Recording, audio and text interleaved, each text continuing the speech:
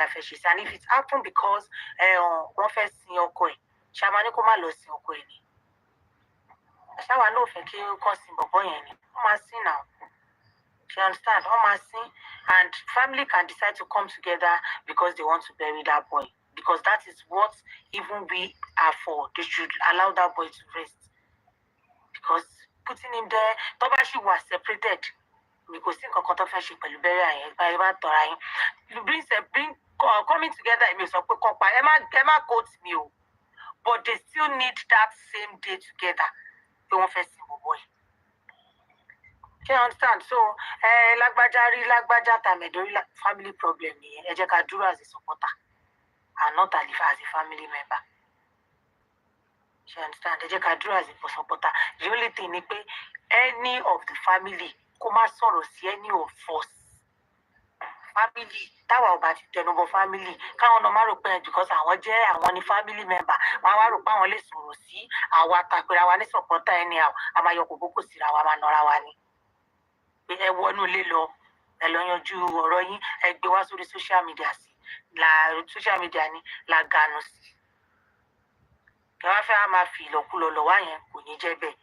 Tẹ bá dé lọ́la tẹ bá ní kéèsì yín ẹ fẹ́ kókó lórí social media a lè dísà láti fi ilẹ̀ pé òkè o ẹ ṣé o dàbọ̀ o ẹ máa lọ o ṣe understand and it can also be in the other way pé Wunmi máa sọ pé over my dead body yes but it's not because we are saying it ló ṣe máa rí bẹ́ẹ̀ it's because our family our parents our father or anything àwọn yẹn náà sọ pé over and it's over.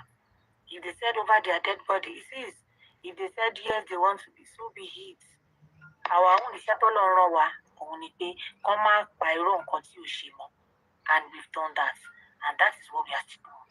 Ẹ má parọ́ nǹkan tí ò ṣe mọ́ but kéèyàn kan wá sọ pé kí family member kan yọ ẹnu sí wa ká má wàá mú sọ́wọ́ ibẹ̀ yẹn lèèyàn yẹn náà àti jẹ pankẹ́rẹ́ because tọ́rọ̀ ò bá wá sórí orí social media ní ganu sí. You understand? So it's justice. Mo rí comment èèyàn kan tó sọ pé èèyàn kan náà ti sọ bẹ́ẹ̀ rí ẹ̀wọ̀n miss kò tiẹ̀ pé èèyàn yẹn ò sọ direct bó ṣe yẹ kan sọ. Àwọn ò sọ bẹ́ẹ̀ àwọn ní ká kẹ́kọ̀ọ́ kẹnu wọlé wọ́n ń ṣọ̀nà àwọn èèyàn ni wọ́n ń sọ fáwọn èèyàn pé they should get out you should put manners to it. Ìwọ kọ́ ló gbá àwọn èèyàn síta ìwọ jẹ́ kọ́ ló ra phone fún ìwọ jẹ́ kọ́ ló ra ìwọ kọ́ ló subscribe fún wọn. You can't just come out and rubbish people's efforts. It's not done. So there are two different things. Rubbishing people's effort is different from trying to tell people pé ó lè ṣẹlẹ̀ o ẹ má jẹ́ kó surprise but saying ilé ẹ̀jẹ̀ kọ́rọ̀ yanjú ṣe kinní kan tẹ́ family member bá bú yín ẹ má dá lóhùn ẹ̀kọ́ ti kún ó tì. Family member olórí burúkú wo. Àbí mo ti kàn tí. Tí wọ́n kí ló ṣẹlẹ̀ náà èèwọ̀ lè tún bẹ̀rẹ̀. Ó tì í. Ṣèbí family ẹ̀ Wummi gan tó fẹ́ kó rẹ̀dẹ̀rẹ̀dẹ̀ bá wa lára tó ń ṣe ọjà ìlọ. Family ẹ̀ ní. Àkíní kan ìlọ. Nígbà tí ọkọ̀ gbọ́dọ̀ ta gan àwọn ọmọ orógan sọ̀rọ̀. Lọ́wọ́ ọ̀gbẹ́ni tó bá tún wá bá wa fún ọjà ìlọ kan nígbà yìí. Ìwọ kí á ní Wummi ya kiri bọ́lé padà. Àlẹ́ yóò tún wá ṣáájú mi torí ọ̀la. Torí látọjọ́ yẹ kí Wummi tó wá ti máa mọ́dá yín lọ. Mọ́dá yín lọ. Wọ́n ti máa ń wò ṣe fún tẹ́lẹ̀. Ẹ ṣàánú ọmọ yìí. Mọ́dá yín lọ bá bó ṣe bá wa sọ yẹn jẹ ká. Mo ti lè jáde mọ́ rárá ní kòkó mọ́dé wá. Ìgbà tó tún àwọn ṣèṣà ọgbẹ́ni wá bí. Ọtún bá ṣe sọ. Wọ́n ní jẹjọ́ mẹ́ta ìlọ kò sí nǹkan tó kà wọ́n o. Ọtún bá. Kí á lo kiri ìbọ̀lé òun náà jáde mọ́. Àti ìyá ìyàwó àti ìyá ọkọ àti ìyàwó látàwọn ọmọ olómù. Tó gbọ́ mọ́dá ẹ̀ lọ́gán láti wà. Mọ́dá yìí lọ́gán. Mọ́dá yìí lọ́gán. Ẹni tó jẹ́ jáde kó lọ kọ́ṣẹ́. Ló bá tún rẹ́ṣẹ̀ ní báyìí. Iṣẹ́ yẹn, mo gbọ́ òfin ààbò mo fẹ́ ti pàpà tó ìtorí ọjọ́. Mi ò rí tí mo ti fẹ́. Àwọn ènìyàn pé.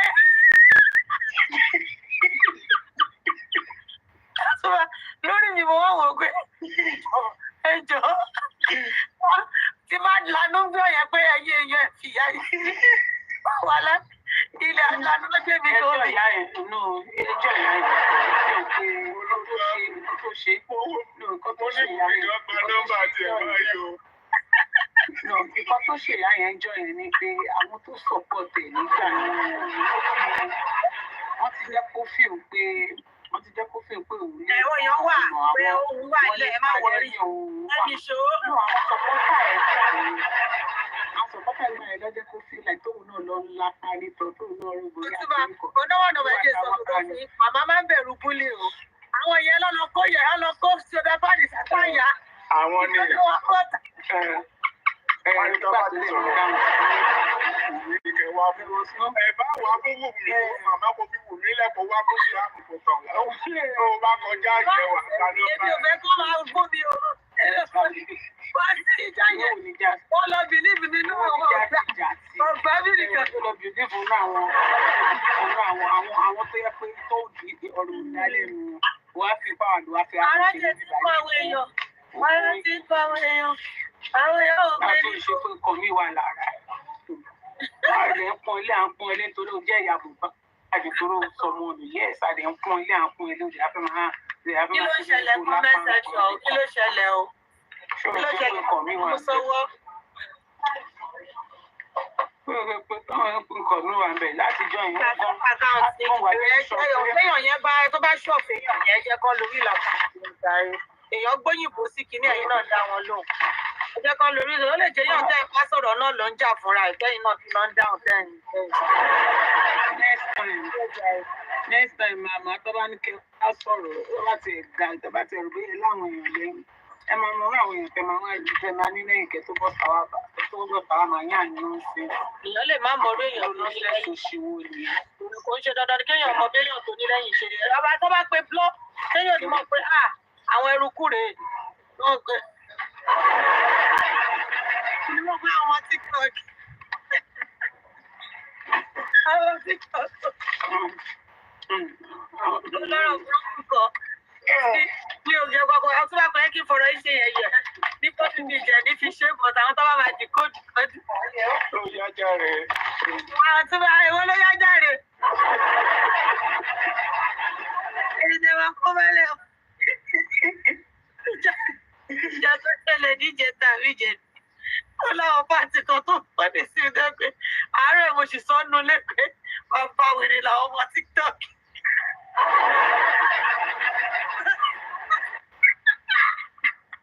Oh, we get what they said in private voice notes. Láti mo gbọ́dọ̀ yẹn kò sọ̀rọ̀ tó yẹ kí n sọ tí wàá mi ò lè ṣe má bínú. Mo kọ́ ààyè wọ́n mọ̀ ti gbàjọ ti forí pé pé.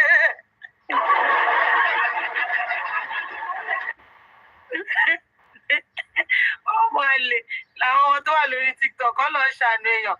Bàbá rí ìyá kan tó lọ ṣe bí gidi tó máa gbà mọ́.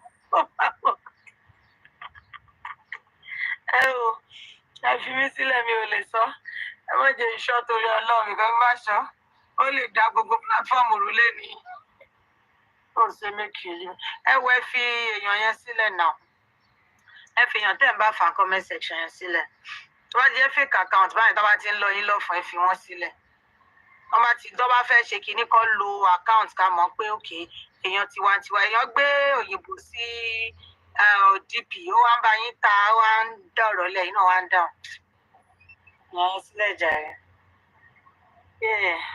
mo ti ṣàlàyé bó ṣe jẹ́ fún wọn nìyẹn mo ti sọ fún wọn pé nǹkan tó ń gbé wáyé ń ṣe nǹkan tí mi ń sọ òun kan má lẹ́pọ̀ mọ́ra wọn ó jìnnà síra wọn you can't write people off and say somebody have said this sometimes kí ló sọ.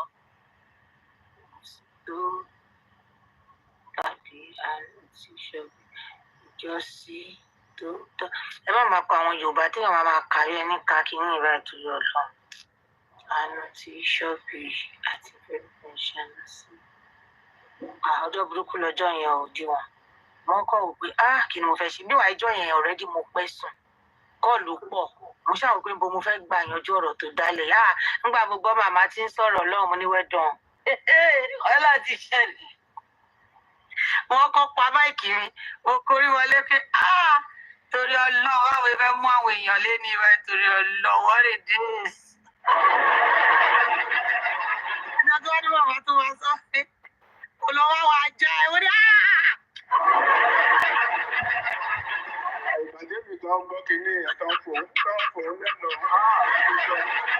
wọ́n gbé kan sí kíánẹ́sì náà oye gbọ́dọ̀ ní ajá yẹn ráì mo fò kúrò lórí fóònù pátápátá mo sá kúrò ní fóònù pé wàhálà ti ṣẹlẹ̀ wàhálà ti padà ṣẹlẹ̀ lẹ́ni o. ṣé wọn mọ nǹkan tó ṣẹlẹ̀ èmi ò gbọ́ ibi wá mú àwọn ajá yẹn ní kọ̀ǹgọ́ àwọn tennis platform tó bá dé ká ní mo gbọ́ bí àwọn ajá yẹn ká ní mo gbọ́ wo àwọn ọgbọ́n láwọn ò fẹ́ tó bẹ́ẹ̀ bọ́n mo ti dáríjì yìí ní ẹ̀yìn ẹ̀yìn náà ẹ̀ lè fi rú ẹ̀ṣọ́ owó ẹ̀ lè tó ọwọ́ yín bọ́ tàmọ́ náà láìláì àmì ìgbọ́bẹ̀ lẹ́tà mo ṣe wá gbọ́ pọ́ tó wá fò wà lájà lẹ́nu rí bàbá tí ìṣòro kankan fẹ́yìn grandson ní adúró tì náà bàbá tẹ̀sán pẹ̀ ní ìṣòro ohun gbọ́ wọ́n jẹ́ tún sọ̀rọ̀ lọ́bi tí mi ìfẹ́ sọ̀rọ̀ lórí ara àwọn náà ti lẹ́ni lẹ́sìn wọ́n ti mọ̀ pé wọ́n ti jẹ́ kíánẹ́sì wọ́n fi wọ́n ẹ ti wọ́ọ̀nù wọn wọ́n dẹ̀ ti gbọ́. wọ́n ti la best friend mi nìyá àdúrà àti best friend mi wọ́n ti comply. mi àti àdúrà àti dòrè àjà. ẹ máa ṣe sọ̀rọ̀ ya best friend yín náà. Kí ni wọ́n fẹ́ ṣe báyìí sí ìyá Béwúlà láàrin àwọn méjèèjì báyìí? Ẹ wá solution sí o. Ìyá Béwúlà ń lọ. Kudus network. Kudus network. Yes, sister. Ṣé ẹ lọ bí iṣẹ́ léèrè ni? Mo ń lọ aago márùn-ún ṣe kọjá lọ́dọ̀ wa ni. Bẹ́ẹ̀ ni máa lọ múra. Mo ti wẹ̀ má wọ̀rí. Ẹ lọ máa wọṣọ. You don't worry. Kí ló ṣẹlẹ̀ lọ máa wọṣọ? Kí lẹ nígbà pé ìyá Béwúlà láti lọ? Ṣé kò ní lọ ni? Aláyè fẹ́ padà sáyé. Ìyá Béwúlà ò lè lọ. Ó dà. Ìyá Béwúlà ò lè lọ. Ibi tí màmá wà, wọ́n máa lọ bá wọn nílé, wọ́n máa lọ bá màmá nílé. Ẹ mọ̀ pé àwọn làgbà. Àwọn làgbà. Ìyá àwọn ògùdọ̀ wọn máa fìdí gbòdì pẹ̀lú ìyá Béwúlà náà. Kíní yóò kò ṣe fílẹ̀ ni. Kíní yóò ṣe fílẹ̀. Ká ló ṣe fílẹ̀ ni. Àwọn ọba fílẹ̀ fún wọn, kò ṣe fílẹ̀ fún wọn. Wọ́n máa lọ bá ìdílé màmá bí àjẹsílé màmá lọ bá màmá ní tí màmá bá wà. Òun màmá lọ, that is the normal thing to do. Màmá lọ bá màmá lọ. Màmá ògùdọ̀ wa máa forí adé tẹ̀lé mọ́ lọ́dọ̀. Bẹ́ẹ̀ni. Ó ti yẹn. Ògùdọ̀ máa forí adé tẹ̀lé mọ́ lọ́dọ̀. Bá ṣe máa ṣe ọ̀rọ̀ yẹn ni. Ọ̀rẹ́ kí ìyá Béwúlà gan ṣé ìyá Béwúlà gan ló ń sọ ọjọ́ márùn-ún lè dá sẹ́ẹ̀rí àfọwọ́ kó má wà á lé olówó tó jù sí o. Tí ìjọba ti máa jẹ local government chairman àfojú àwọn aráàlú ẹ̀rí ṣe wọ́n ní tó bá bínú tán ọjọ́ márùn-ún kò tún ní mú oúnjẹ lẹ́ẹ̀lé ó mọ̀ sọ pé mo fọ́ ní ṣìyẹ ni nígbà tó bá bọ̀ ṣe pọ̀ ní tó bá ti wá ń bọ̀ aṣọ pé sórí ẹ̀ ti pé kí n máa bọ̀ ilé àbò yìí tún fẹ́ ṣe wọn lọ. Ẹ wá wo gbogbo scoring téèyàn yìí ṣé àwa online làwa fẹ́ gba scoring yẹn lọ́wọ́ ẹ̀ àwọn tó ti dán manage ara wọn tẹ́lẹ̀ àwa ni káwá láwọn yọ scoring orí jòsí kúrò àti àwa ni káwá wọn yọ scoring orí jòsí kúrò ẹ̀yin tẹ manage àwọn yọ tó tẹ fi ṣe manage ara yín ṣé ní irú ìpínlẹ̀ wa gbà rìn yín pé wọ́n wọ́n pé báyìí yọ scoring kúrò àbọ̀ tí báyìí yọ yà. Ó kàn jẹ́ pé ọ̀rọ̀ yìí ò ṣe sọ nípa ni irú èèyàn bíi jòsíyìn ṣé ní gbogbo àwọn tọ́lọ́run yọ̀ǹda fún tó jẹ́ bí Ọlọ́run dìdí ṣàwọn fún mi o Ọlọ́run dìdí ṣàwọn fún kò sí wọn lè sọ náà fún Bọ́ọ̀ máa gbọ́ tí mo ṣe ń la ọ̀rọ̀ pé wọ́n lè jọ come together. Wọn lè sọ náà fún wa sọ náà fún mi sí ẹni tí ò lẹ́ni tí láti ẹgbẹ́ pé ìjọba ẹ̀kẹ́ tí kò ń ṣe tẹ́lẹ̀ ẹ̀rá túnlẹ̀ yarí ibi tẹ́ máa dàgbà sí nìyẹn ọmọ ọlọ́mọ á máa gàzọ́ ọlọ́run ẹni tó máa sọ papọ̀ sẹ́yìn. Bàbá ń Béwúlà fúnra rẹ̀. Bàbá ń Béwúlà. Èyí tó tẹ̀ ṣe fún Tẹ́nì ẹ̀rú dùn mọ́ mi. Pẹ̀lú tẹ́lẹ̀ òkú máa dá sọ́rọ̀ àwọn ẹbí ẹlẹ́bí tó kàn ń pẹ̀lú àwọn ẹbí ẹlẹ́bí. Inú kan ẹnu pé bọ́sà wá sọ bóyá rọ́ ni ṣùgbọ́n ṣé ìwọ́n tẹ̀lé mi. Ẹni tẹ́tẹ̀ òun gbọ́yọ̀ kan àbúrò òun kan lọ sọ́dọ̀ ìyá Joshua lọ́ra nǹkan. Tó lórí kọ́ọ̀tù kọ̀ọ̀kan níbẹ̀. Bó ṣe máa ń ṣe special investigator òun gangan lòun ní kíní yẹn lọ́wọ́ òun. Ibo ló ti ní láísẹ̀nsì gbogbo Yorùbá ẹnu ẹ̀gbọ́n kò mọ̀ ọ́ sọ. Ẹwọ́jọ́ tó fọ́ ní jù. Ẹ má bínú ẹ̀yin èèyàn tó bá ń ṣerú nǹkan bẹ́ẹ̀ ẹ jọ̀ọ́ nítorí Ọlọ́run. Irú èèyàn wo lẹ lè pè yẹn? Èèyàn káyé ẹ̀ ti bàjẹ́ ní ẹ̀ because justice lè ń gbà fún àwọn ẹni ọmọ tó kú. Kí ló kàn yín pẹ̀lú social whatever life they are living? Kí lẹ lọ record wọn fún? Exactly, you send somebody or why will you send a private investigator to go and investigate their life? Kí ló kàn yín pẹ̀lú way of life wọn? But ẹ mẹ́ni tí màá bí mo rí bá ẹ má bẹ̀rù jọ sí mi. Change owó ẹ̀ ló jẹ́ kó penetrate wọnú. Kò sí ètò tó wọ́n pé ní family wọn. No, kò sí ètò pé ní body pẹ̀lú family kan tó bá wọn kọ́ tó yọ ṣe fúnra wọn. Ìbí recently jẹ́ òṣìṣì túbọ̀ sí òun dẹ woman yẹn ní tẹ́ bá padà gbọ́ kó òun padà lọ bá sọ́dọ̀ bí ojú èèyàn tó sọ pádé òkúlé tó sọ pádé jẹ́ ti kú kí ni. Bẹ́ẹ̀ ni Yorùbá ló sọ bẹ́ẹ̀. I think ó ti promise wọn ní èlò ọ̀tẹ́ pé gbogbo wọn. Ẹ bá rí òun kan tó ka lánàá nígbà tó dòun lọ sọ́tọ̀ kìíní nígbà tó yẹ pé ó ní nǹkan tí mo fẹ́ gbà lọ́wọ́ ìtorí ẹ̀ mo ṣe lọ bá. Bí òwe yẹn bó ṣe mú àbọ̀nà tí màá ṣe dáwọn nàlá yìí.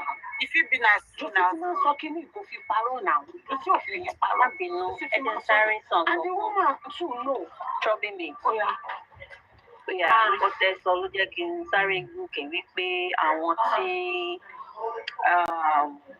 tí ó wà pẹ̀lú ẹ̀ àbí bí àwọn fámìlì ẹ̀yẹ náà àwọn tí ó ti gbàgbé fẹ́ ṣàṣe sọ́ṣà nǹkan tí mo fẹ́ sọ ni wípé ó yẹ kí àwa obìnrin ká learn from this to be able to stand on our own feet ká má máa wojú èèyàn àbí ká wojú ọkùnrin ká tó jẹun ó kéré kò kéré obìnrin gbọ́dọ̀ ní iṣẹ́ ní apá tọkùnrin ò lè fi ṣe àpọ̀tẹ́ pé tọkùnrin bá sọ wípé òun ṣe wèrè lẹ́yìn òun bá sọ wípé máa lọ I will take care of myself and my children ṣé gbogbo àwọn obìnrin tí Joseph fẹ́ àwọn tó wà vulnerable they cannot stand on their feet gẹ́gẹ́ bí obìnrin gẹ́gẹ́ bí ìyá gẹ́gẹ́ bí abiyamọ they cannot do anything they give him that power ẹ tó sọ pé wọ́n fún àwọn ní oúnjẹ for 5 days.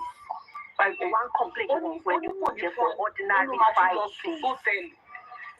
Tó bá yẹ pé obìnrin tó bá yẹ kó mọ̀ wípé iṣẹ́ gidi wà lọ́wọ́ wọn ò rán òun gbọ́ pé tó bá ń bẹ̀ kó lọ tó bá kọ̀ ní ẹ̀ kò ní ṣe gbogbo eré ṣé Mohbad ló fẹ́ dùn ìyá Mohbad sọ pé ó ra ẹ̀rọ fáwọn àwọn lọ́ọ́ nu agolo kìíní ẹ̀jọ́ báwo ni wọ́n yẹn ṣe fẹ́ ní ẹnu sọ̀rọ̀ kákọ́ mákọ́ máa bímọ ká má kàn máa bímọ sílẹ̀ wípé ọmọ máa gbé nǹkan tó máa jẹ wá sáyé ọmọ olóńgbò nǹkan tó máa jẹ wá sáyé tó bá jẹ́ wípé ọmọ ẹyọ kan ní Ọlọ́run fún wa ní agbára láti tọ́ ká bí ọmọ ẹyọ kan yẹn ká lè tọ́ ọmọ náà tẹ̀lé tí wọ́n yàn kan yanjú òdìbò bá ń bímọ because I look at that ojú ìṣèjọba mi ní ìtẹ́mábìnrin I look at that family look at them orígbò nǹkan tó ń ṣẹlẹ̀ nínú family jẹ́ pé tó bá fi ṣe movie a máa wò pé ṣé kí ní ìṣó ṣẹlẹ̀ for real ẹ ti fira yín sílẹ̀ ẹ lọ bímọ níbì kan ọmọ ẹ wá sọ pé tó máa fẹ́ra yín kò ṣe pé ẹníyàwó nílé o ẹníyàwó nílé o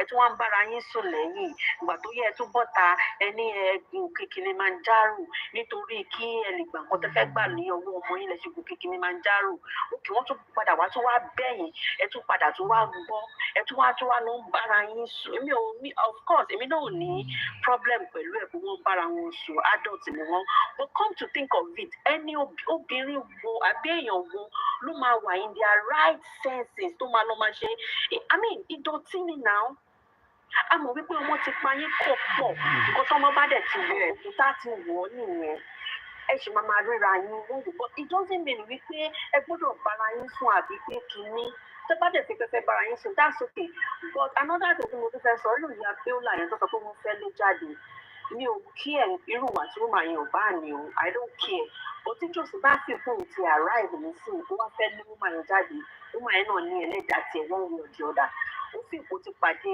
ẹlòmíì nísìnyí even I don't know tó wáyé pé ìyàmú náà mọ̀ nípa ìgbóhùn fẹ́ lè jáde nǹkan burúkú ni wọ́n ṣe àwọn náà dẹ̀ ní ọmọ obìnrin gbogbo ọdún mo ṣàfẹ́sọ ẹ̀ ní wípé ẹ jẹ́ ká máa àwọn ọmọbìnrin wa nígbà a mọ̀ pé sáìdì bíbà yìí ní àbúrò táwa yá a mọ̀ pé tá a bá ṣe òun ṣe òun jẹ ni ṣe láàbúrò ló ti fẹ́ máa dúró kó nígbà tí dáàdi yín bá dé kó tó mú wọn sílẹ̀ like àwọn families wa tó bá wà ní Naija we need to educate them stand on your feet kó nígbà tó bá lọ sí school kó bá àjẹsẹ ọwọ́ ẹmọ yẹn táwọn tailor make nísìnyí tó bá fẹ́ ránṣọ láti Naija nísìnyí ó kéré jù ẹ ránṣọ bí i 250,000 300,000 bá ṣe ránṣọ sí yìí nìyẹn tó bá jẹ́ pé iṣẹ́ yẹn ni wọ́n fẹ́ ṣe kán fèsì ẹ̀ kán dúró kán fèsì ẹ̀ tó bá jẹ́ pé irun ṣíṣe ni tọ́pọ̀ àwọn tó ń lẹ stone aṣọ yìí náà ni they are making money tó bá fẹ́ lọ lọ stone aṣọ níbòmí at least wọ́n á charge bí i 70,000 80,000 pé wọ́n fẹ́ lẹ stone tóbìnrin bá dúró lórí ẹsẹ̀ asset ló máa jẹ́ fún ọkùnrin asset ló máa jẹ́ fún ọkùnrin yẹn ló máa gbé mi ìfẹ́ lose woman yìí because gbogbo ọ̀rọ̀ tó ń ṣẹlẹ̀ yìí to me is all kind of bullshit kò make sense ẹ ṣe. Cindy àmì kan tí mo sọ pé ọ̀rọ̀ yìí ṣe sọ níta ni mo máa ń sọ fọkàn mi if I don't thank my grandma and my mom for anything there is one single thing I would appreciate them for maybe iṣẹ́ bó ṣe tọ́ wa ta ṣe bàjẹ́ tó bẹ́ẹ̀ náà ló ṣe fi iṣẹ́ tọ́ wa grandma mi máa sọ fún ẹ á ní ṣiṣẹ́ ní iṣẹ́ lọ́wọ́ tí ọkùnrin tó bá máa ṣe ó máa fi kún ètò wà lọ́wọ́ ẹ̀ kò ṣe pé ó máa because ìyẹn lásán that one alone we let that guy know pé with or without you I would leave.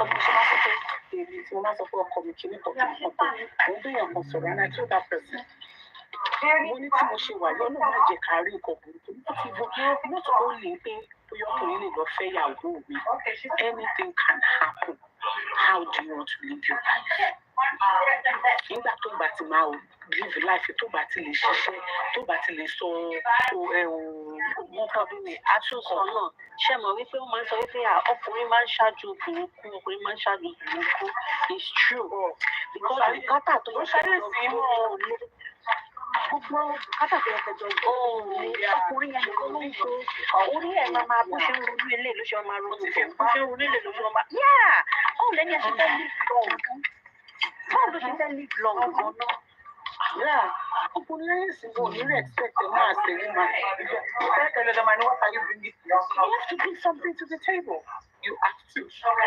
àwọn èèyàn tó bá wù ẹlòmíràn ní bóyá kò lọ́kọ́ ló ṣe ṣe rí ìbò because wọ́n ní feel like good things náà àmọ́ like good things o máa ṣẹ̀ṣẹ̀ àwọn sí pé kí ni pọ̀kì ní ẹ̀ tó bá fún tó máa fún ni mọ́ ni you will take care of the responsibilities and you do what ọkùnrin ẹja àfikíní ẹyọ kan lè kó ara iṣẹ́ don't be lazy lóòótọ́ ṣé irújò sí yẹn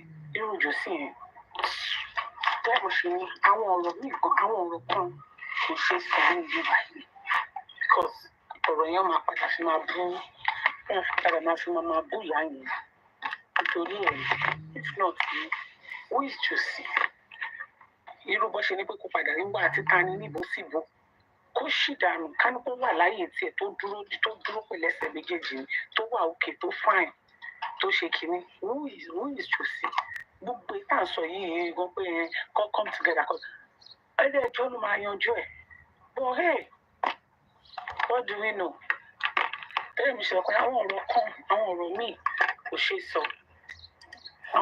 kò ṣe sọ rárá so it is what it is jare everybody aṣekínni everybody àwọn àlòkè. àṣà máa dúpẹ́ fọlọ́n tí ẹ bá rí pé bóyá kì í wọ̀ tó bá tún rí tẹlòmíì wàá sọ fún ọlọ́run ó yẹ kí di Aloba family ó yẹ kó wọ Netflix. ọlọ́run kọ́ wá ṣe series ló yẹ kó fi ṣe fún wa series gbèsè ológun pásọ̀ bọ́ sẹ́yìn ni bàbá ń bẹ wùlà ọ̀ṣẹ́ irú ọkùnrin bíi Jose I don't blame them because even gbogbo àwọn tó ń fẹ́ ẹ ti mọ ẹ ti rí bẹ́ẹ̀ and you are still putting up with it that is what you want tó bá nítorí ẹ jọ̀ọ́ ẹ fi confidence tó àwọn ọmọ yín obìnrin If you confidence kan dára wọn lójú kọ́ dúró any day anytime. Àní ẹ jọ̀ọ́ àwa ìyá iṣẹ́ wà lọ́wọ́ wọn láti ṣe bọ́dá the same time náà ọlọ́run náà ló ń bá wa wò ó ọlọ́run ló ń bá wa ṣe kó ṣe kó kọ́ta lè ṣe fún ara wa tá bá ṣe ṣe náà fún ìwọ̀n àdúrà pé pípọ̀ ọlọ́run gbìyànjú ọlọ́run wá ràn wọ́n lọ́wọ́ kó ṣe bí ká má ṣe rárá fi confidence táwọn ohun yìí wọn fi confidence tó ń fún wa.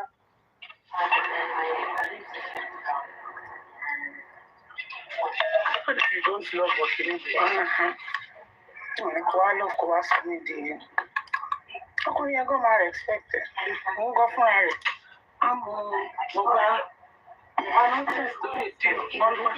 Ọba nonsense tó lè ṣe pẹ̀lú ẹ̀. Ẹ̀sùn fún.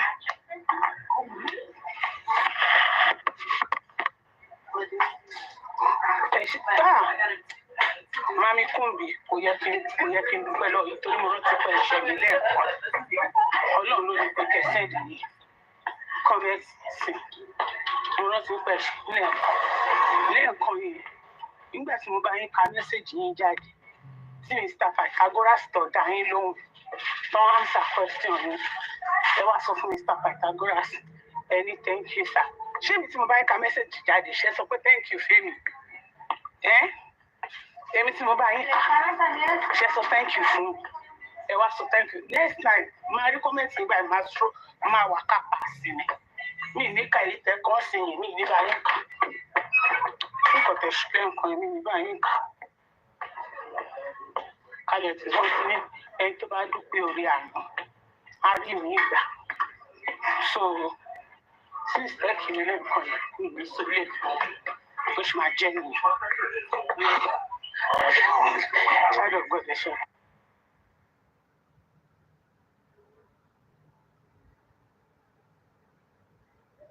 Yes, I play to see your phone.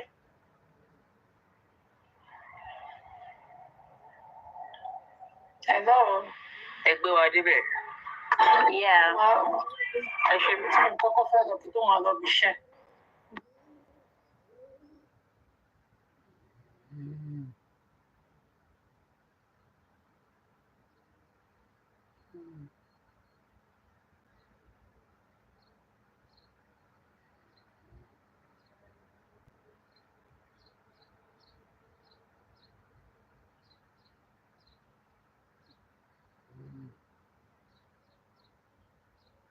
Hablamos de cliente, que está ahí filando así, que tu curva.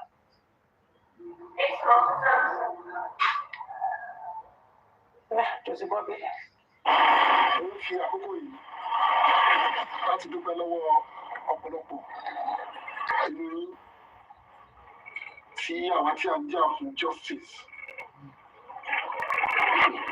Èmi fi yé pé a ó débi tí a fẹ́ dé o. Àwọn tí àwọn oríṣiríṣi distraction ló jẹ́ fún wa Muslim lórí afẹ́fẹ́. Mo fẹ́ yá orin yẹn lò láti kọ́. Bàbá wa ẹgbẹ́ sáà òbí ló kọ́ ni. Akọrin kan dán dalẹ̀ ohun ẹ̀rí ẹ̀dá. Akọrin kan dán dalẹ̀ ohun ẹ̀rí ẹ̀dá. Tọ́ba dọ́mọláńké, a ó fi yín lọ kẹrù lóyìnbó. Tí ẹ̀gún bá gún ni, tí ẹ̀gún bá gún, a sáré lákàlàkà tó alábẹ́ lọ. Láti tó fà mí. Tí ẹ̀gbọ́n bá lè débi tó ti fẹ́ yọ, pains yẹn lè increase. Mo rò pé ẹ̀gbọ́n yẹn ti fẹ́ yọ nìyẹn. Ọ̀pọ̀lọpọ̀ ohun tí a rí ní media just to distract. Ìyẹn sọ pé iṣẹ́ bàbá bébì ni ọ̀pọ̀lọpọ̀ ń jẹ́. Ọ̀pọ̀lọpọ̀ súnmọ́ mi láti jẹ́ rárá mi. Wọ́n ṣe lé ní ọ̀dàlẹ̀ ti wà. Ìṣẹ̀ṣẹ̀ àti àlùsọ̀rọ̀ ó ní a ò rí solution sí. Ká tó dáyé, ká tó bí wá, ká tó bí bàbá wa, ìwọ̀n ọ̀dàlẹ̀ ti wà. a máa rí solution sí ṣàṣìnà ló kọ́ ẹ̀. Gẹ́gẹ́ bí ìṣe àti ìwà ni màá mú wa lọ sínú òwú torí ọ̀pọ̀lọpọ̀ tí ń retí the update fún high court tí a lọ lẹ́yìn tí mo lè ṣetán láti jíṣẹ́ fún àwọn tèmi.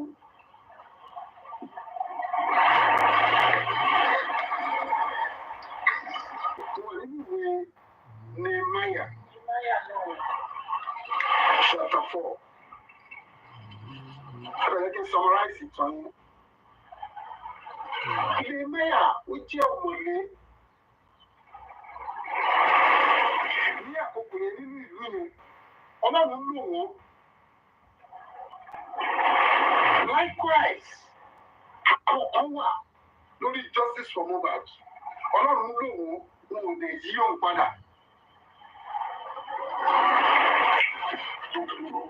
Ṣùgbọ́n ní àkókò yẹn, tuntun jẹ́. Ẹ kì í sọ fún ẹ pé Sámbálátì ó ń bẹ o. Ṣọ̀dáyà ń bẹ. Tuntun jẹ́. Bẹ́ẹ̀ ìran Júdásì wọn ò tán láyé. Ìdí òwe tí mò ń pa ni wípé a gbọ́dọ̀ fúnra pé báwo ni justice for Mohbad ṣe rí báyìí ní àkókò yìí. Máyọ̀wá pa fíríjì yẹn kó tó tún jẹ́. Pé báwo ni justice for Mohbad ṣe rí ní àkókò yìí. Máyọ̀wá pa fíjì bí ẹni tó fún ìrìn gbèsè ọlọ́run. Ohun tó fà á ìnákọ̀ brief àwọn tó bá jẹ́ ọlọ́gbọ́n. Wọ́n ti mọ̀ wípé solution ti ń bọ̀. Wọ́n ti mọ̀ wípé ohun tí wọ́n bò àṣírí ti ń tú. Ìdí nìyí tí ọ̀pọ̀lọpọ̀ mẹ́sẹ́ńjà bàbá bébì ni wọ́n wọnú justice for Mohbad. Àní òògbọ́ ni òògbọ́ tí bàbá Mohbad ṣe òògbọ́ ni ẹjọ́ ṣé yẹn ló pa Mohbad. Ṣùgbọ́n mo fẹ́ kí gbogbo àgbáyé mọ̀ lẹ́nu pé èmi o Aloba Joseph Olúwabámiwò lórí ọ̀rọ̀ justice yìí ní ìdí dójú ti gbogbo àgbáyé. Nígbà tí mo ti give update pé àwọn kan báyìí ti wà fáìlì o àti fáìlì lórí DNA o. Ojú ẹkùn gbó irú ẹkùn nílé. Àwọn mẹ́sẹ̀njà bàbá bébì bá yí aṣágbó. Àwọn rìkọ́dì tí wọ́n ti ṣe láti bí ọdún kan. Ó yá ẹ́ẹ́dìtì ẹ̀ máa play. Mo fẹ́ kó fura pé bó ṣe ṣẹlẹ̀ kan tó bí wa kan tó bí bàbá wa tí ìwà ọ̀dàlẹ̀ wà ó sì wà dé ìsinyìí. Wọ́n ní kí ni Nehemiah mú ṣóògìrì náà rè ṣóògìrì tí Nehemiah mú ni ògì tó pẹ́ pẹ́ kọ̀ọ̀kan ti bá yóò gbọdọ̀ rẹ̀ ni.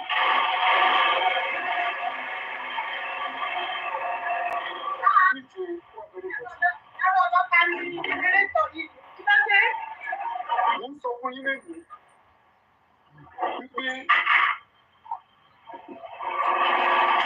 ẹ ká yẹ sáàpù kan tó bá bí ìbejì. Ó jẹ́ ayọ̀ fún ẹni tó bí ìbejì. Ìkan là ń retí ìbejì wa wọlé. Tọ́wọ́ wọn kì í ìbejì yẹn. Nǹkan kan jẹyọ ní àárín yẹn, wọ́n ní wíníwíní lójú orogún. Èjì wọ̀rọ̀ lójú ìyá ẹ̀.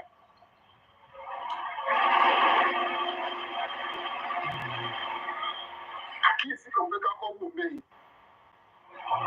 Adékìló bí àlàyé náà lọ, ọmọ àdìmọ̀. Àwọn wíníwíní èjì ló máa bí. Tí atẹ́gùn bá fẹ́ sílẹ̀, àwọn tó pè wíníwíní yẹn, wọ́n á jẹ́ akọni. Torí pé lójú ìyá ẹ̀, èjì wọ̀rọ̀ ni. nǹkan ńlá ni ṣùgbọ́n lójú orogún. Distraction ní gbogbo tó lọ lọ́dọ́dẹ́ àwọn Mohbad ó gbé àwọn Mohbad lọ sí hòtẹ́ẹ̀lì o. Àkọ́kọ́ ṣé ó kópa Mohbad ni? Èkejì èmi ni bàbá Mohbad tìbí ìyá Mohbad mo rí. Tí bá rí ìyá Mohbad ọdún mi bí mo ṣe fẹ́ ṣe illustration yìí wọ́n gbé lọ́sẹ̀kùnrin kan ní Rashidi Yekini gba bí má gbàdé ẹ̀rọ tí Nàìjíríà bó ṣe ń gbà lẹ́ni gba bí má gbàdé wọ́n kọ́ fún ní ibi ìlú fẹ́ bá kọ́ gbàdé ni. Sùn gẹ́gẹ́ bí bàbá Mohbad tí mo lè wá justice ohun tó bá gbà la máa fún tí a lè máa rí. Ìkan ní ohun tí mò ń dì sí ohun tí mò ń rí sí tó bá rí bẹ́ẹ̀ náà ó yẹ tó gbélé ẹ lọ́wọ́ nìyẹn ṣùgbọ́n máa fẹ́ orí mo fi kọ́ ní ìṣáájú pé akọrin kan dá ọ̀dàlẹ̀ ohun ẹ̀rí ẹ̀dá ẹ bá wá dọmọ láńkẹ́ a ó fi yín lọ kẹrù lórí ìbò. Ilé ayé náà pẹ́lẹ́. Olùkọ́ náà sọ pé ayé ò fẹ́ ká máa ní lárí. Ènìyàn ò fẹ́ ká tó máa yọ̀ láyọjú. Àmọ́ Ọlọ́run ò bá padà lẹ́yìn ẹni àkàṣà ìmáa yọ. Mo gbàdúrà fún gbogbo etí tó ń gbọ́ mi. Ayé ò ní fi kú ọmọ sèyí rọ̀. Ẹni tí bàtà ẹ jẹ lẹ́yìn ẹsẹ̀ láyé ń fẹ́. Àbí kó wọṣọ ó kọjú aṣọ yẹn sẹ́yìn. Yes, eléyìí wá justice tó tọ́. Bẹ̀tì yẹn kọ́. Bí wọ́n ṣe fẹ́ nìyẹn.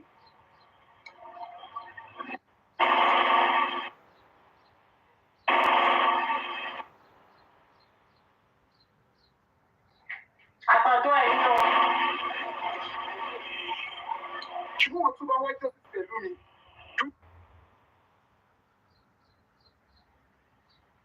Ẹ gbọ́, ní kókó mọ ọlọ́pàá, ẹni pé mo ti máa ń sọ̀rọ̀ ní òkọ̀wé kankan lẹ̀.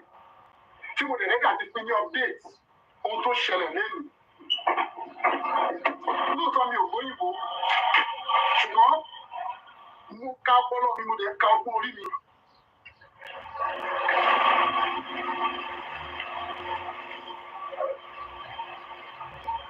I want good something. Tí mo bá wù dáadáa, wọ́n ní pé this one is beyond natural. Ó kọjá òye ènìyàn. Ẹ̀rí bàbá yín, ó máa ṣe bí ìṣẹ̀lẹ̀ ẹ̀rù. Ilẹ̀ ni ojú kò sí. Agbára kọ́, ìmọ̀ kọ́, òye kọ́. Olúwa ni. Ìwọ́n ẹni tó sọ bẹ́ẹ̀ ni tí ẹ sọ pé Ọlọ́run ni o ló wà lójúṣẹ́. Ẹ jẹ́ ká wá lọ sí o tó mú mi wá síta ní ọjọ́ ìní. Lẹ́ẹ̀kan sí mo sọ pé èmi kápẹ́ńtà ṣe pé àwọn ẹnjìníà wọ́n á fi ẹnjìníà síwájú orúkọ wọn wọ́n ní ẹnjìníà. Èmi wọ́n sọ fún ẹlẹ́ni pé kápẹ́ńtà Aloba Joseph Olúwabámiwò kò tì mí lójú. Kápẹ́ńtà Aloba Joseph Olúwabámiwò, that is my name. Tí ẹnjìníà bá lè sọ pé ẹnjìníà àmì kápẹ́ńtà Aloba Joseph Olúwabámiwò. We are busy complaining, which is going to be the third time tí mo jẹ́ ẹ̀kọ́.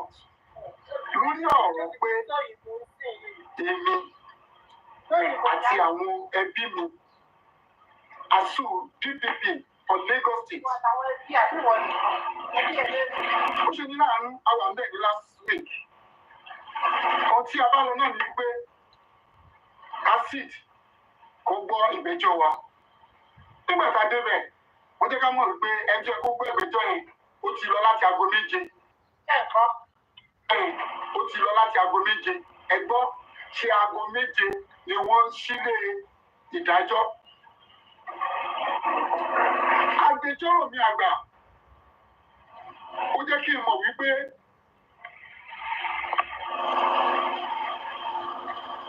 aago 9 ló yẹ kí wọ́n ṣí ilé ìgbẹ́jọ́ yìí. A lè débẹ̀ ní 8:45. Ṣùgbọ́n ṣe ni láàánú pé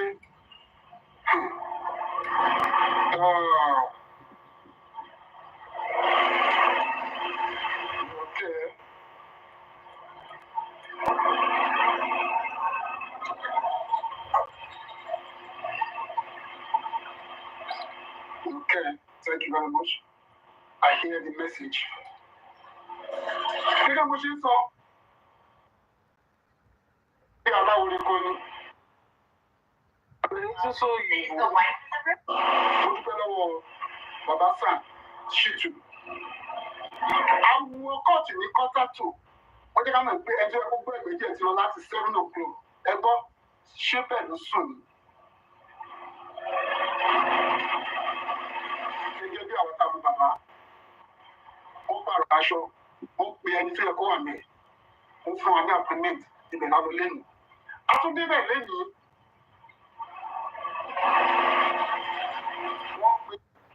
Wọ́n pe Aloba.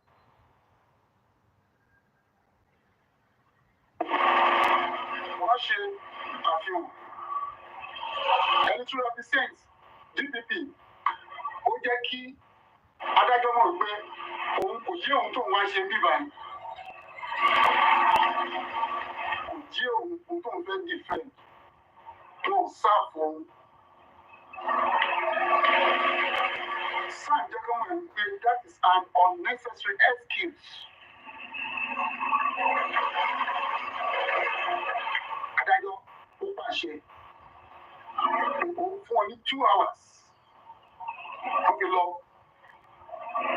reach ohun tí wọ́n kọ sínú ìwé tí ó gbé wá. Ó pa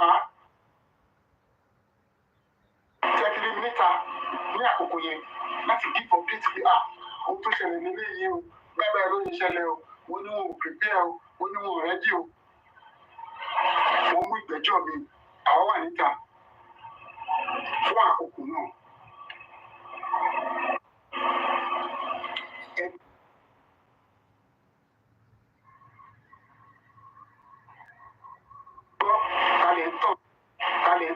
Talentão.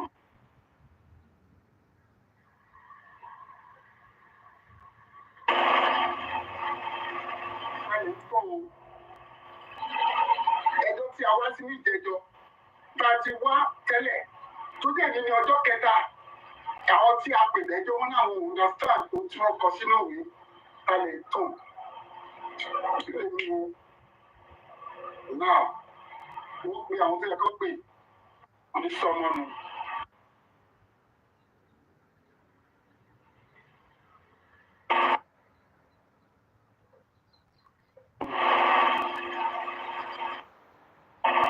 Bàbá jẹ́ kí wọ́n mọ̀ wípé ohun tó ṣẹlẹ̀ yìí pé scap ló jẹ́ fún corona request torí Lagos State ló dálẹ̀. Ó jẹ́ kó mọ̀ wípé gbogbo airport corona wọ́n fẹ́ render useless because àwọn tí a fojú sí lára as a suspects àwọn lè dá sílẹ̀. Nígbà tí mo sọ nípa ilé Máyà lẹ́ẹ̀kan, mo ní láti gbé yín lọ sí ilé Máyà orí 4. Mo tún gbé Máyà ti mọ̀ wípé ohun tó kàn rèé, ṣùgbọ́n tí ò gbé yín débẹ̀ pé ẹ̀yin náà lọ wo ohun tí ìwé ìsọ. So bàbá proof ara ẹ̀ as a competent lawyer. Kò right láti dá àwọn èèyàn sílẹ̀ tí kò náà lọ́wọ́lọ́wọ́ tí a ti gbọ́ resort ibi tí a lọ. ẹjọ́ ìpè tó bá mú olè náà á rí tiẹ̀ sọ. Bàbá dé lọ́wọ́ àwọn ọ̀dàlẹ̀ akọ́ríkọ̀dà náà wọ́n á rí tí wọ́n sọ. Bàbá dé lọ́wọ́ representative of DPP for Lagos State. Ó rí tiẹ̀ náà sọ. Ẹ̀gbọ́n tó sọ. Ó ní kòrónà kan ló gbéṣẹ́ fáwọn. Ọ̀ọ́dà wá látọ̀dọ̀ ọ̀gá ọlọ́pàá pé àwọn òun yóò mú nǹkan kan. Despite the fact sí pé kòrónà lọ, àwọn dá wọn sílẹ̀. Ṣùgbọ́n tó wà bẹ́ẹ̀ ni wípé tí wọ́n bá wà guilty ní kòrónà, àwọn fúnra wọn lè lọ arrest wọn padà.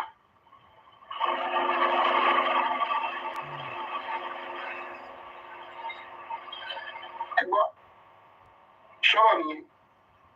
Tóbi dẹ̀ fúnra tẹ́bí tó máa parí ọ̀rọ̀ ẹ̀sìn náà nìyẹn.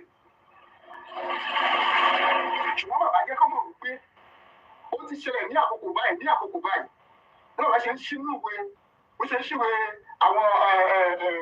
àwọn lọ́ọ̀yẹ̀ ló ń fún ẹ ní tó ti máa rí kà ló ń sẹ̀ǹdẹ̀ sí church. Ìwé bíi mẹ́rin pàdé lọ́wọ́ church. Ó ti ṣẹlẹ̀ ní bàbá ẹ̀ rìsọ́ọ̀tì ẹ̀rí. Kí ló dé tí Lagos State máa fi dójú ti gbogbo Nàìjíríà? Everybody was eager to know exactly what killed Mohbad. Both Nigeria and outsiders.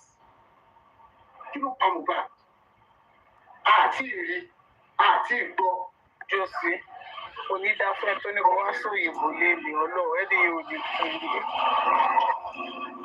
Àwọn sábàrátì ilé sí ọmọ ẹ̀ ṣé kí ló ń jẹ́ ṣé ẹ̀jọ̀ ṣé wọ́n pe kóòtù tí mo ní mi ò ráàyè ni?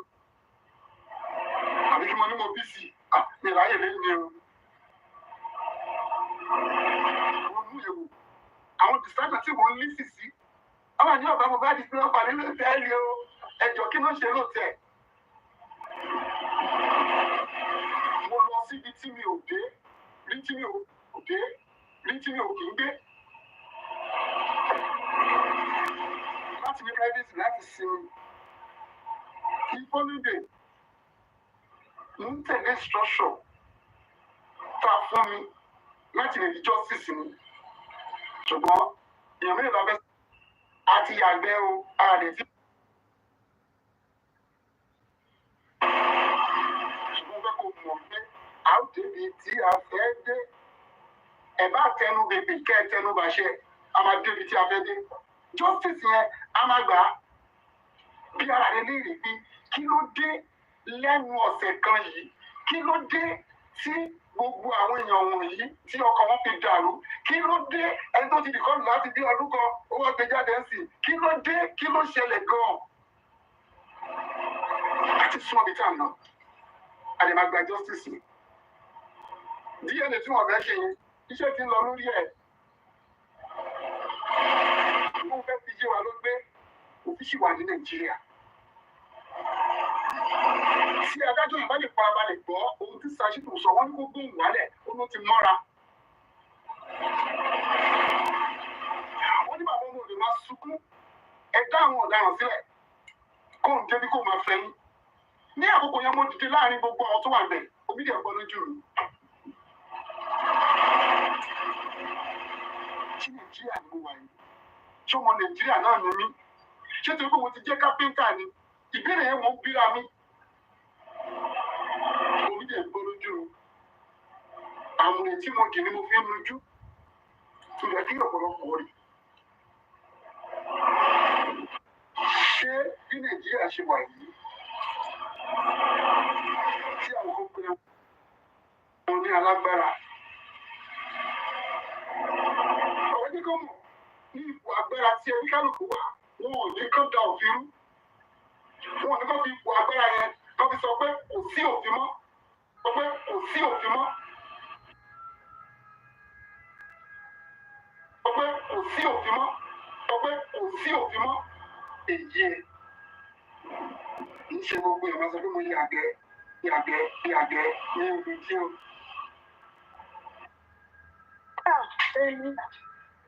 Ìwọ ni Jòsí bá wí pé ìyàgbẹ́ ìṣòro tí kò wà lórí láìpẹ́ olófẹ́ lọ yà. Ìwọ ni Jòsí bá wí yẹn o. Ẹ̀fọ́ra bá wí. olówó ojú sí ọlọ́run sí ògbádùn kẹ́rìndù ń bá wí pé kò yà ó lọ yàgbẹ́ èèyàn tó dé òun tó wà lórí lọ́wọ́ tó ní òun fẹ́ lọ yàgbẹ́ òun fẹ́ lọ yàgbẹ́ ńlá yàgbẹ́ ńlá. Níbi tí àkókò yìí sọ fún ọlọ́run teach owó wá sí tòsí ẹ jọ̀ọ́ ẹ ní ìbéèrè tí ẹ bá fẹ́ béèrè ẹ béèrè o kò sí mẹ́jà gbọ́ nínú ọ̀rọ̀ mi o gbogbo ìbéèrè ló lẹ̀ ní ìdáhùn.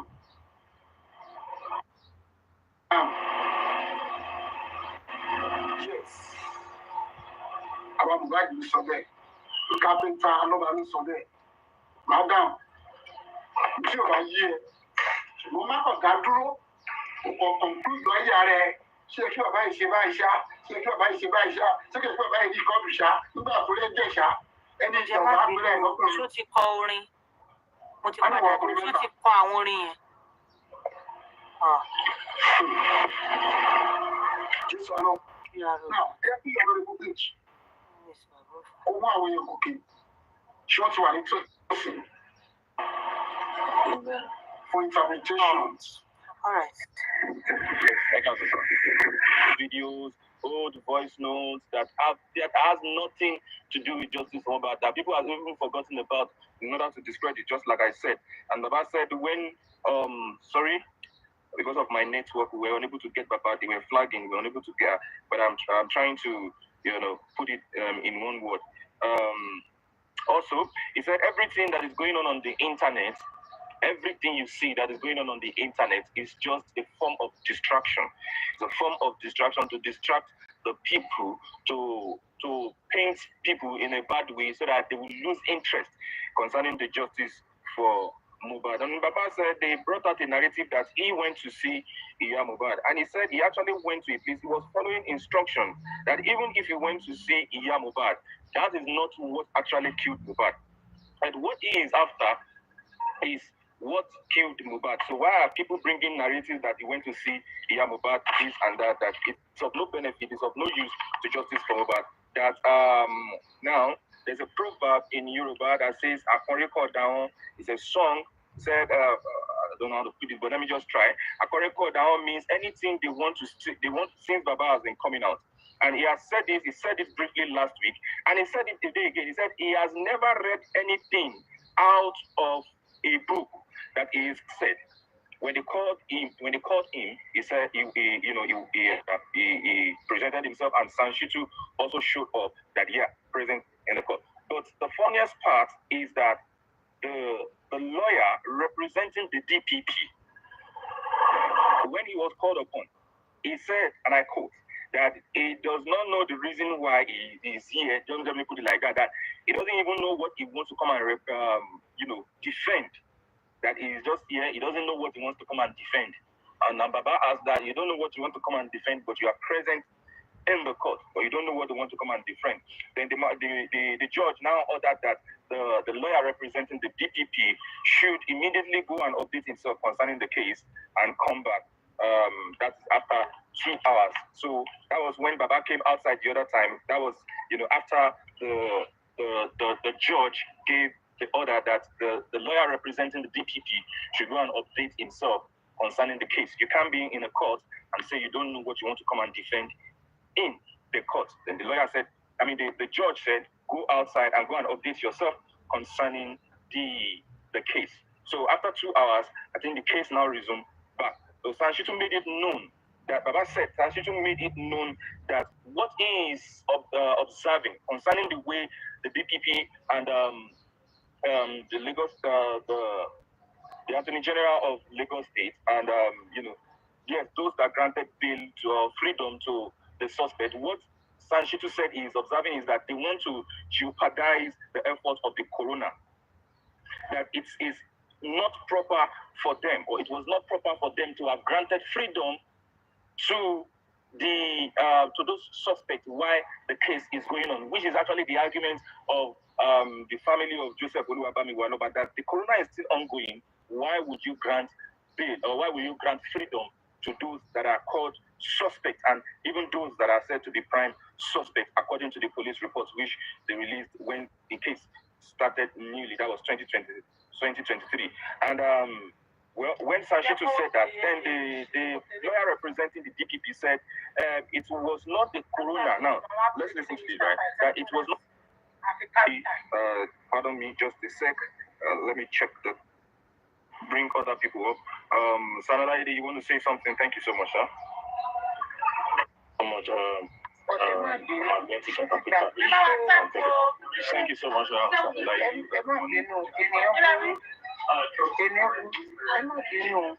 àwọn obìnrin tó wá sọ̀rọ̀ yìí ṣó ti gbàgbé pé àwọn tí mo jò sí náà lọ́nà bí làwọn suspect mo tó ní wọn ò pè ṣó ti gbàgbé ni báwọn làwọn lọ bí làwọn suspect. tó pe family wá níwọ̀n nìkan.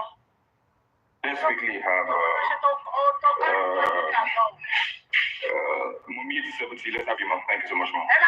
Wummi 70. Where my best DPP and the DPP. Where they yet to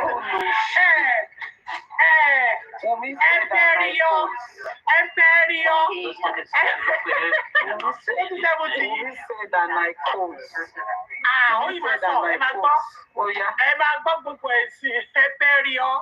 DPP. DPD.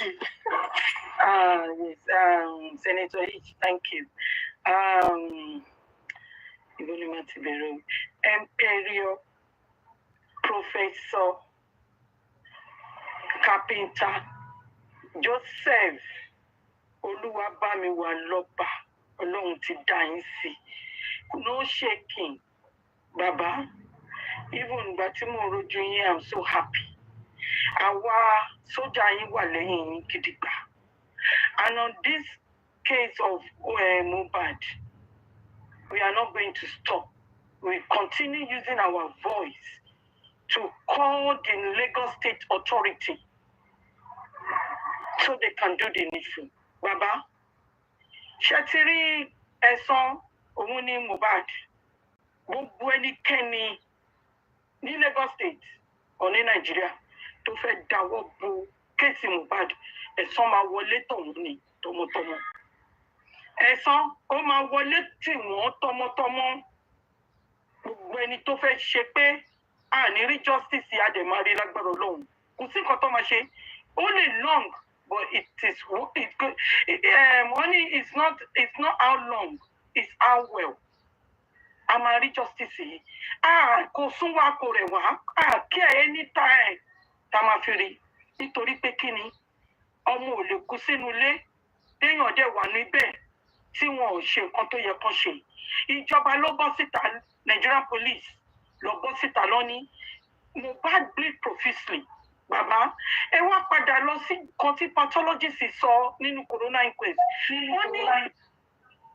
Wọ́n ní Mohbad die slowly.